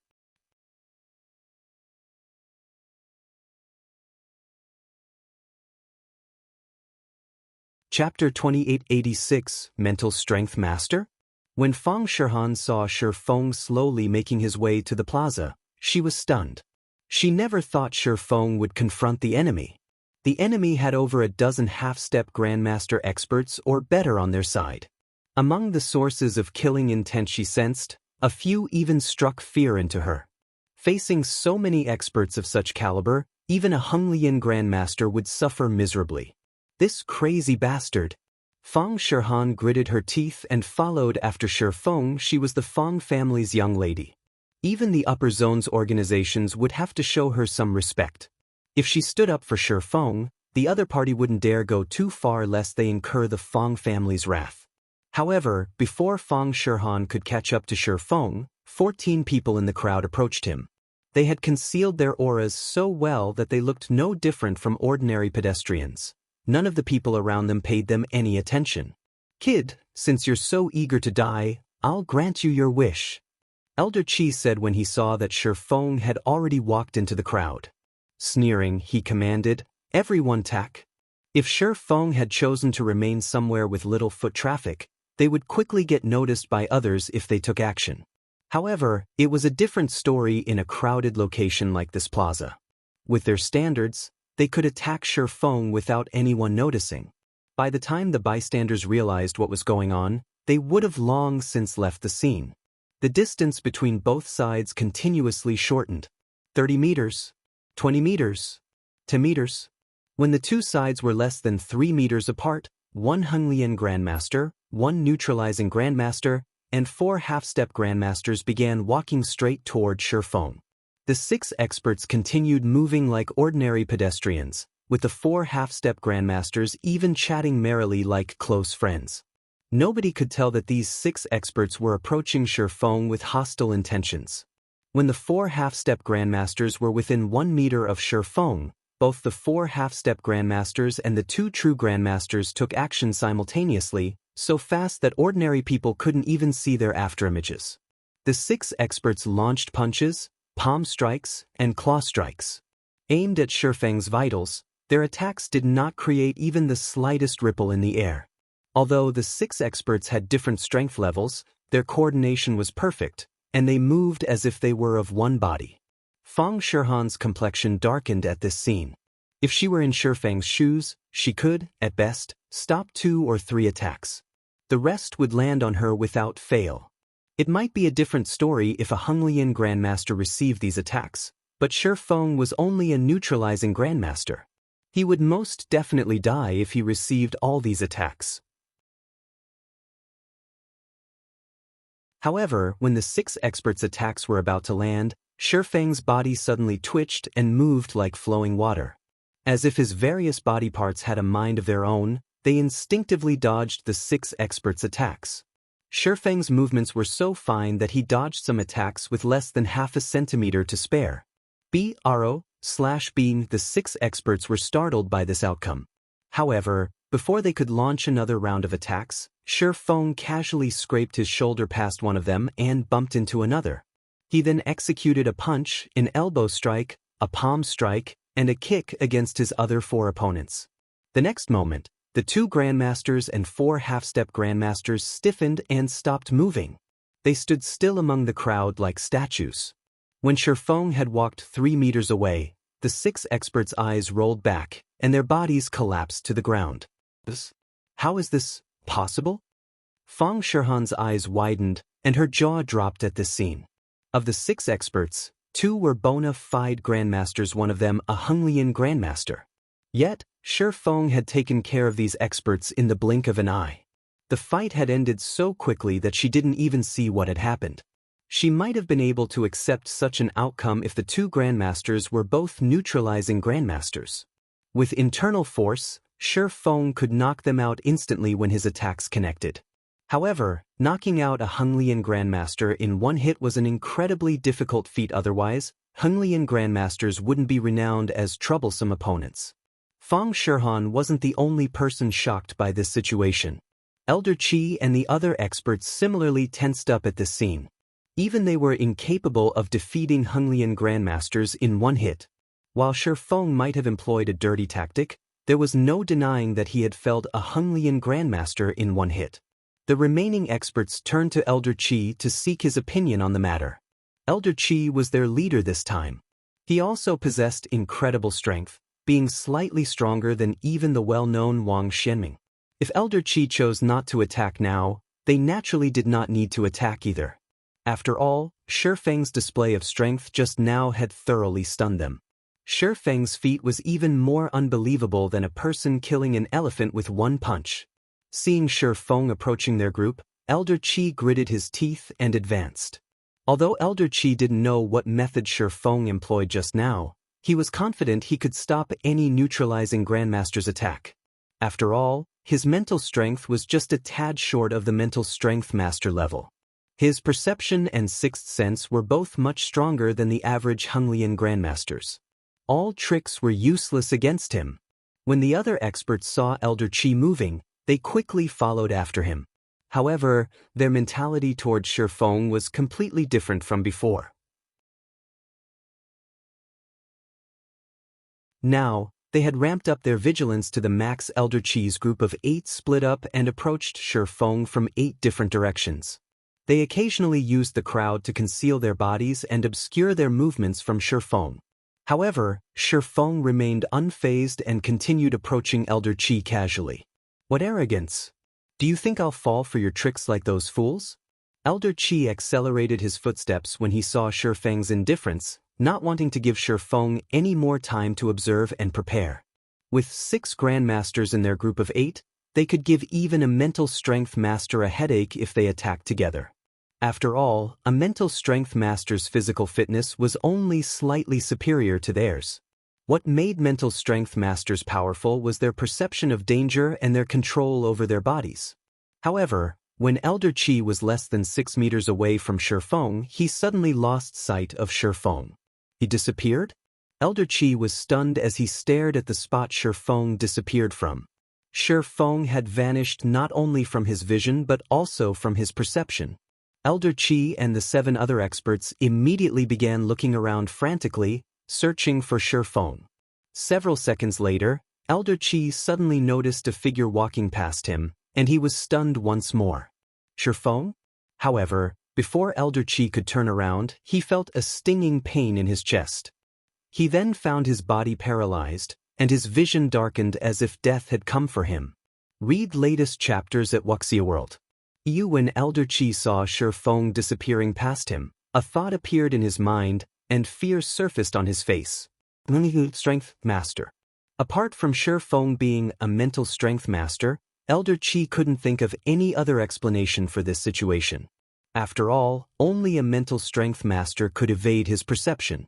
However, before Elder Qi could warn the others, he noticed Shi Feng walking past his approaching companions, one after another. Unlike himself, though, his companions didn't even notice Shi Feng. And after Shi Feng passed them, their bodies abruptly stiffened. It was evident that they had suffered a similar fate to his. In the end, Elder Qi could only watch helplessly as his companions collapsed one after another.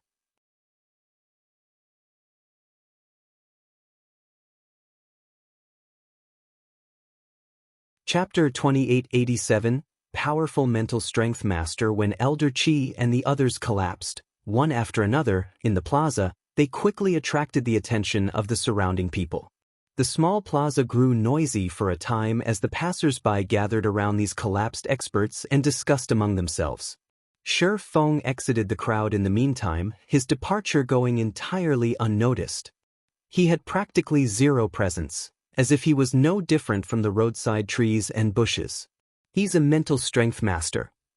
Shock filled Feng Shihan's eyes as she switched her gaze between Shi Feng and Elder Qi's group. She felt like her world had just come crashing down on her. Apart from Shi Feng being a mental strength master, she could think of no other explanation for how he had defeated a force of 8 grandmasters and 6 half-step grandmasters so easily. Despite knowing this, Feng Shihan still couldn't bring herself to believe Shi Feng was a mental strength master. Mental strength masters were big shots even in the upper zone, and every one of them lived in the middle layer. Numerous organizations based in the upper zone tried to curry favor with these individuals. All of these powerhouses had reached the level of a mental strength master only in their 30s or later. On the other hand, how old was Shi Feng now? Not to mention, according to Feng Shihan's investigations, when Shi Feng first entered the upper zone several weeks ago, the Green God Company had evaluated his mental strength as special grade only. He had still been a long distance from master grade. When Shi Feng arrived in front of Feng Shihan, she finally snapped out of her daze. She then scrutinized him as if she was meeting him for the first time. Has your mental strength reached the master level already? Feng Shihan asked despite herself. Although she was already certain Shi Feng was a mental strength master, she still couldn't believe that someone could reach this level before 25. If news of this matter spread, it would shake the entire upper zone. Even the Green God Company's executives would take an interest in Shi Feng once they learned of his potential. Meanwhile, the Green God Company's executives were existences even mental strength masters wanted to befriend. These executives helmed the various upper zones, individuals standing at the top of the upper zone. I had the fortune of achieving a breakthrough recently. Shi Feng nodded, not bothering to conceal this fact. He then turned to look at the collapsed experts in the plaza, an indescribable feeling appearing in his heart. Previously, when he had first become a mental strength master, he had noticed that his body's physical fitness had improved significantly. The sharpness of his perception had also become far superior to before. However, only after clashing with Elder Qi and the others did Shi Feng realize how powerful and frightening mental strength masters could be. Mental strength masters might be only slightly superior to Honglian grandmasters in physical fitness, but their control over their bodies reached an incredible level. Not only could they control the fine movements of muscles in the physical body, but they could also exert much greater control over their brains. While in combat, Shi Feng had managed to accelerate his thought processes by more than tenfold. In his eyes, Elder Qi and the others had looked like they were moving in slow motion. After including his enhanced perception of his surroundings, let alone dodging the eyesight and senses of several grandmasters, he could even replicate God's domain's void steps momentarily. It was no wonder the upper zone's various organizations feared mental strength masters so much. Shi Feng also felt fortunate that he had been cautious and stayed indoors for the past few weeks. Otherwise, he might have really ended up in trouble. After all, Killing a lone Grandmaster-level expert was child's play for a mental strength master. Meanwhile, after Feng's admission, Feng Shihan was momentarily at a loss for words. Originally, she had hoped to acquire a portion of Zero Wing City's resources by offering Feng protection. In doing so, she could increase her authority within mythology and solidify her position as the first Vice Guild leader. Now, her plan was nothing but a joke. There was no way a mental strength master would fear another mental strength master. More importantly, with how young Feng was, once the Green God Company found out about his achievement, the company would undoubtedly place heavy importance on him. The status he would enjoy at that time would far exceed Fu Jiuzhong's. After all, the Infinity Master was already an old man and showed precious little signs of improvement nowadays. So long as Fu Jiuzhong wasn't a fool, he would give up on revenge against Feng. On the contrary, he might even try to mend his relationship with Feng. After all, the life of mental strength masters in the upper zone's middle layer wasn't as smooth sailing as others thought. Looking at the vacant expression on Feng Shihan's face, Feng asked strangely, "The trouble has been dealt with already. Do you still see a problem in this, Miss Feng?" Feng Shihan recovered from her stupor at Feng's words. Putting away her previous nonchalant attitude, she said respectfully, "You jest, Master Shi. The powers behind those experts will be scared stiff once they hear about your current status and identity. How could they possibly cause you any more problems?" "Is that so?" Feng felt a little awkward when Feng Shihan suddenly spoke to him respectfully. Her passionate gaze, in particular, was as if she had just seen an absolute beauty. It gave him an uncomfortable feeling. "Master Shi, my visit this time isn't for anything significant." After observing Feng a little while longer, Feng Shihan revealed a rare smile and said, "I only wish to partner with Zero Wing on a personal level." "A personal partnership?" Feng wasn't particularly surprised by these words. Calmly, he asked, "May I know what kind of partnership you have in mind?" Taking a deep breath, Feng Shihan said solemnly, "I am willing to invest 100 billion into Zero Wing to help develop all of the guild's necessary facilities and territories. Simultaneously, I can also provide 10 reserve slots for the upper zone and 1,000 bottles of potions of various kinds. I will also bring a large batch of peak experts and over 300 plots of land located in the NPC cities of both the eastern and western continents into Zero Wing." Feng couldn't help being tempted when he heard Feng Shihan's offer. He then asked, "What are your conditions?" Read latest chapters at Wuxia World. EU the funding aside, just the 1,000 bottles of various potions, the large batch of peak experts, and 300 plots of land were more than enough to elevate Zero Wing's overall strength by a large margin. Zero Wing would instantly surpass ordinary super guilds.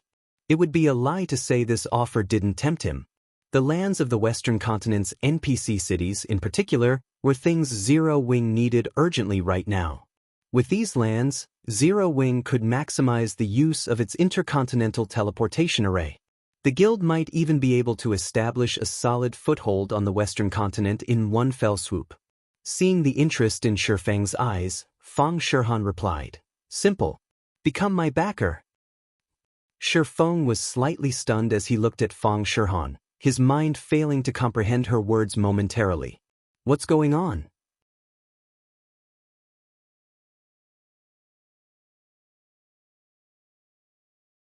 Chapter 2888, Zero Wing in an Uproar. Feng Shihan couldn't help a smile when she saw Feng's stunned face. She then asked leisurely, "Do my conditions confuse you, Master Shi?" "Indeed, a little." Feng nodded. There was no doubt that the Feng family had extraordinary origins. Moreover, Feng Shihan herself was mythology's first vice guild leader. No matter how he looked at it, the woman already had a boundless future ahead of her. She was an existence nobody in the outside world dared to offend.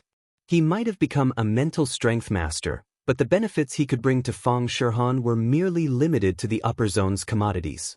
This was also the main reason the upper zone's various organizations bent over backward for mental strength masters. Apart from these trade commodities, he found it hard to imagine what other help Feng Shihan might need from him. I believe you should also understand what it means to own wealth beyond one's capabilities, Master Shi. Sighing, Feng Shihan said slowly, the Feng family used to have a mental strength master. However, along with this master's passing, the Feng family's circumstances in the upper zone have deteriorated. At this point, many of the middle layer's various organizations are even targeting the middle layer reserve slot I own. Hence, I hope you can intervene in this matter for me, Master Shi. If you do, those organizations might back off out of fear. A reserve slot for the middle layer? Shi Feng was startled by Feng Shihan's words. The reserve slots for the upper zone's base layer were already incomparably precious, and they were more than enough to tempt the base layer's various organizations. A reserve slot for the middle layer would be even more precious and tempting. Moreover, based on Feng Shihan's words, this reserve slot was transferable. It didn't bind to specific individuals after use. This reserve slot was countless times more precious than the temporary 3-month slots the base layer's organizations competed for in the contribution competitions. It would be strange if the middle layer's organizations were not interested in acquiring this reserve slot. Master Shi, would you be willing to cooperate? Feng Shihan asked, a hint of apprehension flashing across her eyes as she looked at Shi Feng. Originally, she had already decided to give up on this reserve slot because she couldn't keep it with mythology's strength. However, an opportunity had presented itself to her now. If she found the help of an ordinary mental strength master, the middle layer's various organizations wouldn't fear her at all. They would still try to snatch her reserve slot without fear. However, it was a different story if the mental strength master were Shi Feng. Shi Feng had become a mental strength master at an unprecedentedly young age. With his potential, the Green God Company was bound to place great importance on him. So long as Shi Feng was willing to stand up for her, she might be able to keep this reserve slot. After Shi Feng gave the matter some thought, he said, "All right, I agree to your conditions. However, I need to add one condition." "Please speak, Master Shi," Feng Shihan responded without hesitation. 100 million trade points. Shi Feng stated. "What are your thoughts on this, Miss Feng?" Apart from the trade points he earned from trading in 7 luminaries crystals to the Green God Company some time ago, he hadn't made any extra points during this period. Meanwhile, apart from life potions, he also needed to spend a lot of trade points while living in the upper zone. This would only increase after he had Fire Dance and the others move into the upper zone. His expenditure of trade points would skyrocket if he had to nurture a mansion full of people. Hence, acquiring trade points was a must. 100 million? After pondering the condition, Feng Shihan gritted her teeth and answered, "No problem. I can transfer them to you through my account." Once Feng Shihan agreed to his extra condition, Shi Feng made his way into Zero Wing's headquarters and signed a contract with her, assuring both sides. After signing the contract, Feng Shihan promptly left Zero Wing's headquarters to make the necessary preparations. She acted decisively and carefully on this matter. Inside the maglev limousine heading to the airport, "Vice Guild Leader, do you really intend to follow Shi Feng in the future?" White Feather asked as she looked at Feng Shihan, who had her eyes closed and was deep in thought. "If you leave the guild so abruptly, the guild won't spare you." Although Shi Feng is now a mental strength master, there are significant differences between mental strength masters. He won't necessarily be able to stop all the organizations operating in the middle layer. If he handles things poorly, you'll not only lose your reserve slot but also have to face the guild's retaliation. Mythology was one of the 5 great super guilds.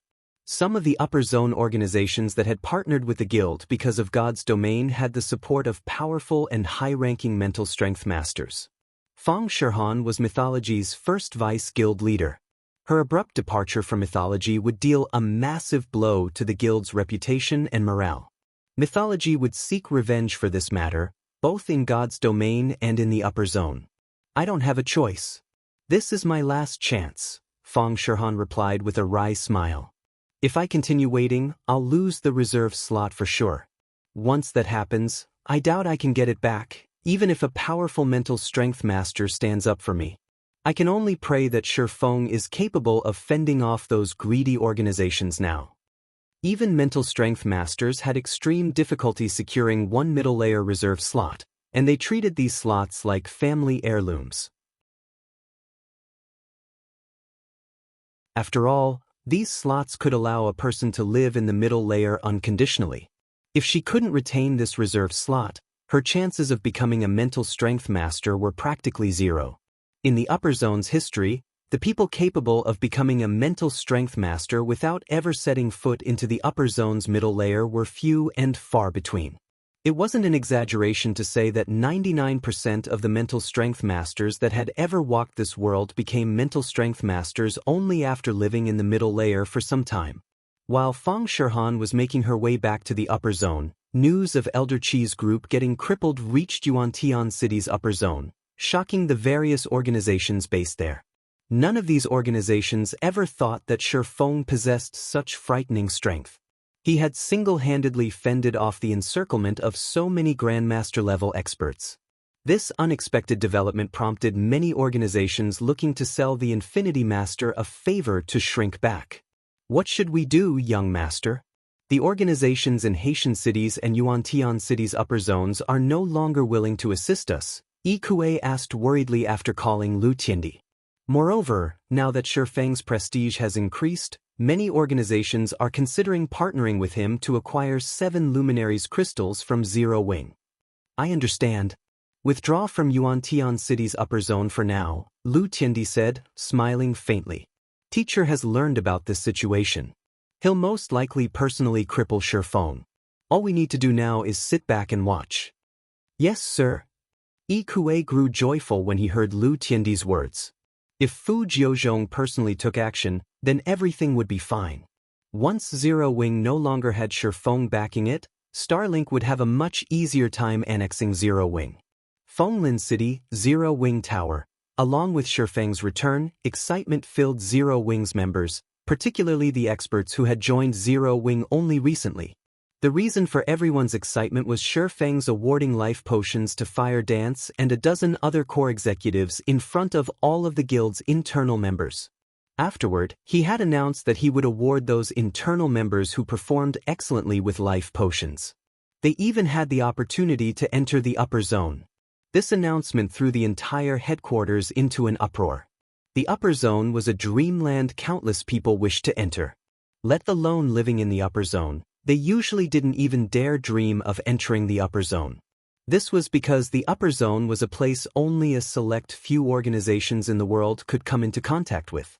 Ordinary civilians like themselves had no chance of entering the upper zone. However, the impossible had now become possible. Guild leader, is this really fine? Fire Dance asked worriedly when she saw the new reward system. In the new reward system, a Tier 4 internal member that successfully raised their mana body's completion rate to 110% would receive 3 bottles of life potion. Afterward, they would receive 1 bottle for every subsequent percent of improvement. If they reached 115%, they would receive another 3 bottles. There was also a reward for concentration standards. After one reached the Tier 4 basic concentration standard, every increase in rank would net them 1 phantom potion, 3 bottles if they reached the Tier 4 peak standard, and 10 bottles if they reached the Tier 5 standard. As for combat standards, internal members would receive 1 life potion if they reached the Void Realm and 3 bottles if they reached the Domain Realm. Most importantly, anyone in the guild who got promoted to Tier 5 would get to live in the upper zone with 100% certainty. Setting aside the upper zone's residency, just the reward of the various potions was already plenty absurd. Others might not understand how precious these potions were, but Fire Dance knew that these potions were available only in limited quantities. Relax. There won't be a problem, Feng said, chuckling. On the contrary, I hope more people can claim the rewards. The life potion was of significant help for improving a person's physical fitness. Meanwhile, if Zero Wing wished to develop quickly, it wouldn't do for the guild to rely solely on him. Zero Wing needed at least several Grandmaster-level experts under its command. Only then would it no longer have to fear the provocation of other forces. Hence, he needed to increase the rewards for Zero Wing's internal members. By doing so, he could also raise the motivation of Zero Wings members and the chances of producing Void Realm experts and Domain Realm experts. Read latest chapters at Wuxia World.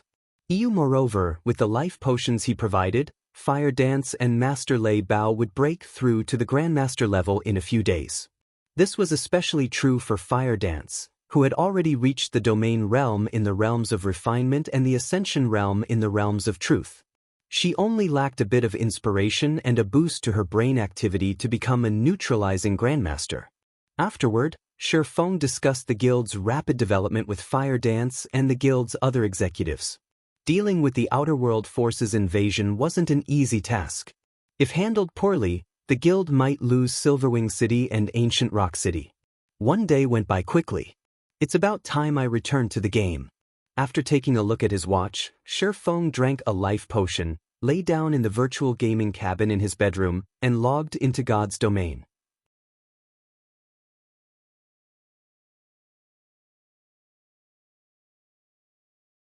Chapter 2889, Astonishing Ancient Rock City Orc Empire, Ancient Rock City. When Feng appeared before Ancient Rock City's entrance, the city had already taken on a new look. It now had much taller walls covered with magic runes. Even though the city's core magic array was currently inactive, the magic runes naturally absorbed mana from the environment and generated a magic barrier. The magic barrier was so powerful that even a Tier 5 existence's full-powered attack might not break it. So long as there was mana within and around the city, this magic barrier would always exist. It would even automatically repair itself for free. Tall buildings had replaced the ruins inside the city, and a thin layer of fog surrounded this forest of buildings. The city's mana density practically rivaled Zero Wing cities already. When Feng took to the skies to get a better view of the city, the sight that greeted him gave him a burst of ecstasy. Did it get automatically promoted to main city? The current Ancient Rock City was slightly larger than even Zero Wing City. What used to be Saint's Hand's residence had been converted into a gigantic City Lord's mansion. The City Lord's mansion was well over 300 meters in height, and glowing divine runes surrounded the building. These divine runes didn't look man-made. Instead, the various elements of mana around the building formed them spontaneously. If players had a sufficiently high perception of the operating principles of mana, they could even learn the essence of the various elements of mana through these naturally occurring divine runes. No wonder cities with secret lands as their cores are of significant help to players in their tier promotions. Just these naturally occurring divine runes can already provide a significant boost to Tier 4 players. When you factor in the environment inside the Evil God's secret land as well, a Tier 4 player's chances of getting promoted to Tier 5 here should be 20 to 30% higher than in the outside world. Feng fell into a daze as he looked at the majestic City Lord's mansion. While Feng was quietly observing Ancient Rock City, the number of players around the city continuously increased. When these players laid their eyes on the city, they, too, were stupefied. What had originally been a ruined city was now a magnificent city much larger than even royal capitals. The mana density within the city was at a level where the mana was visible to the naked eye. Coupled with the city's proximity to the Orc Empire's inner region, it made for the perfect resting place for players seeking to raid the Orc capital city.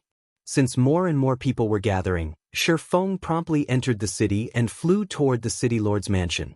Now that cities no longer received protection from the system after undergoing an upgrade, Ancient Rock City was currently at its weakest. If hostile forces attacked the city now, defending it would be incredibly difficult. Hence, the first thing he needed to do was activate the City Lord's mansion's core magic array and generate the city's defensive magic array. Now that Ancient Rock City had become a main city, so long as its defensive magic array was active and had a sufficient supply of magic crystals, the city could take on even 2 Tier 5 existences without trouble. After Feng entered the City Lord's mansion, he was surprised once more. Not only did the City Lord's mansion possess an environment rivaling that of the ancient god's domain, but the clarity of the operating principles of mana's various elements in this place surpassed even that of the secret underground room in Zero Wing City. Zero Wing City's secret underground room only managed to gain such an environment thanks to the ancient beast sculpture and the expenditure of a ton of magic crystals. Even then, the secret room could accommodate only several dozen people at a time.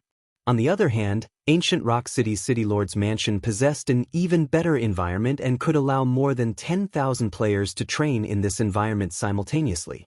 When Feng arrived inside the core control room, he saw a fully opened set of pitch-black doors. The evil god's secret land's mana continuously flowed out of the open doors and into the City Lord's mansion. The secret land itself had also undergone significant changes. Previously, the evil god's secret land prevented all outsiders from approaching. Now, there was a flight of stairs with 49 steps leading into the secret land. These steps tested players on their ability to stabilize their surroundings. The higher one climbed on this staircase, the higher the requirement would become. By the time players reached the top, they would have gained basic mastery over the various elements of mana. Another staircase from the control room's second floor led directly into the evil god's secret land. However, players needed to be at least level 150, tier 4 to use this entry method. They also had to pay 1,000 mana stones per player to enter. In other words, there were two methods to enter the evil god's secret land. One method was free but required players to have basic mastery over the various elements of mana. The other method had much more lenient entry requirements, but players had to pay 1,000 mana stones. This method was a huge benefit for Tier 4 players. After all, Tier 4 players could obtain significant help in their Tier 5 promotion from a level 150+ God Mode secret land. Not to mention, monsters inside a God Mode secret land were filthy rich. According to the rumors Feng had heard, the mythic monsters inside level 150+ God Mode secret lands provided at least 5 times more EXP and 3 times better loot than mythic monsters in the outside world. They were walking treasure troves. Of course, securing these walking treasure troves wouldn't be easy either. This was because even the weakest monster inside these secret lands rivaled Refinement Realm experts in combat standards, with the more powerful ones on par with Void Realm experts. And worse, all of these monsters moved in groups. If an ordinary Tier 4 expert entered a God Mode secret land by themselves, they wouldn't even know how they died.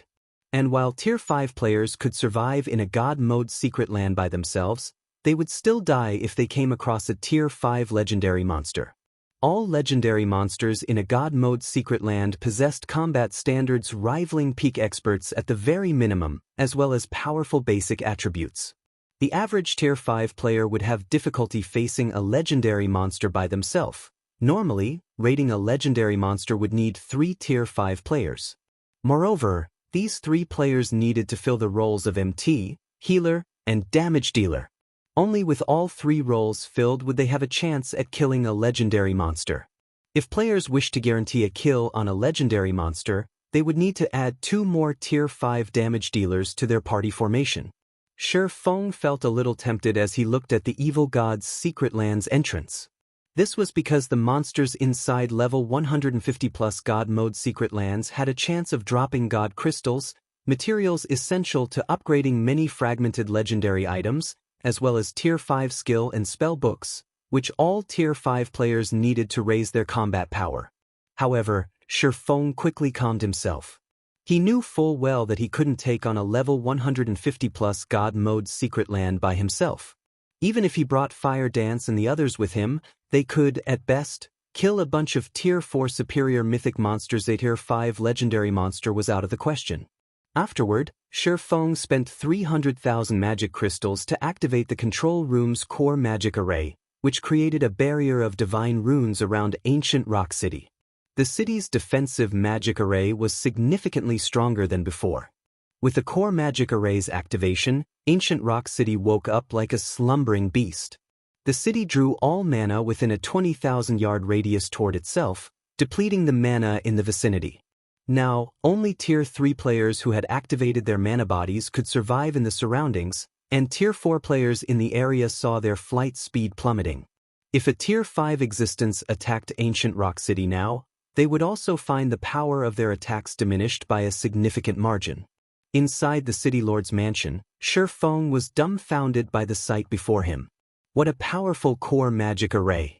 Initially, he had thought to strengthen ancient Rock City's core magic array using the 12-array magic world. However, he dared not interfere with it now.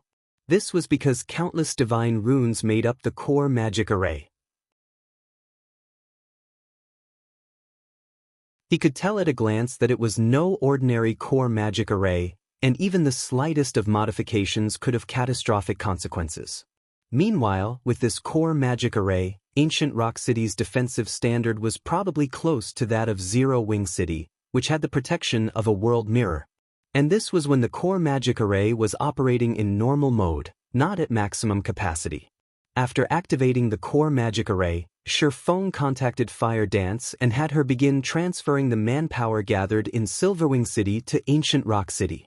In less than 20 minutes, over 200,000 Tier 3 members and over 30 Tier 4 members from Zero Wing arrived at ancient Rock City's empty streets.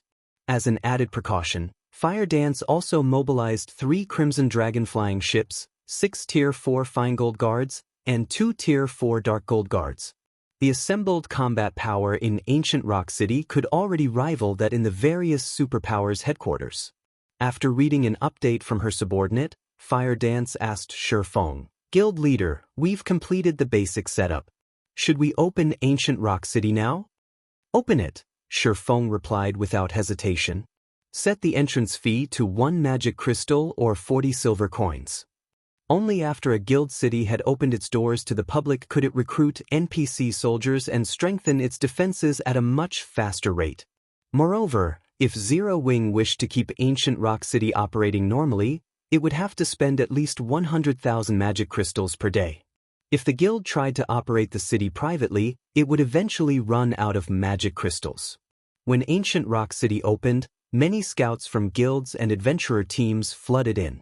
Adventurer teams that made a living from raiding the Orc capital city even entered the city in full despite the high entrance fee. The Orc capital city was a huge treasure trove. Moreover, all players raiding the Orc capital city were frontline experts in the current god's domain. Even the weakest among them possessed peak Tier 3 combat power. Currently, these players could reap a significant harvest just by farming the monsters in the Orc capital city's outer and inner regions. With luck, they could even get their hands on level 150 epic equipment. Meanwhile, as ancient Rock City was the closest guild city to the Orc capital city, it was only natural these players would choose it as their base of operations even if they had to pay an exorbitant entrance fee. Over 600,000 players flooded into ancient Rock City in less than 2 hours, and every one of these players was a Tier 3 expert. Upon entering ancient Rock City, all of these experts were stunned by the city's splendorous view and wonderful environment. Not only could they recover from the corrosion of foreign energies extremely quickly here, but they could even store up to 2 whole levels worth of the double EXP buff just by resting in the city. The accumulation rate for the buff was even a staggering 30% per 24 hours.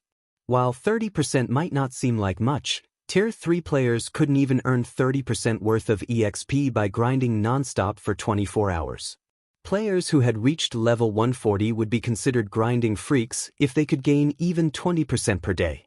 Read latest chapters at Wuxia World. Meanwhile, by resting on the streets of ancient Rock City, not only could players avoid delaying their leveling progress, but they could even level up faster than normal. The effect would be even better if they rested in hotels. News regarding ancient Rock City spread throughout the entire eastern continent. When the superpowers that were planning on attacking ancient Rock City heard about the city's defensive standard, they gnashed their teeth and abandoned their notions. Now, they had no choice but to wait for the outer world forces to take revenge for them. While the vast number of Tier 3 experts were exclaiming over ancient Rock City's environment, Feng brought Beast Emperor to Star Moon City's War God's Temple. Previously, because the system prevented Feng from leaving ancient Rock City's vicinity, he could only imprison Beast Emperor temporarily. Now that he had settled ancient Rock City's matters, he naturally couldn't spare Beast Emperor. Not to mention, because the War God's Temple abhorred the Evil God's Temple, It offered extremely generous bounties for the capture of high-ranking evil god envoys like Beast Emperor. After Feng entered the War God's Temple's lobby with Beast Emperor in tow, a level 180 senior administrator promptly approached him. "Greetings, sir. You are here to collect a bounty, right? Please follow me." The Temple Lord is currently present in the War God's Hall, the level 180, Tier 3 senior administrator said respectfully as he looked at Feng. "Okay, lead the way." Feng nodded. "You're tuning in to the Wang Lin's Journey YouTube channel. Don't forget to subscribe and join us on this journey to catch the most captivating stories.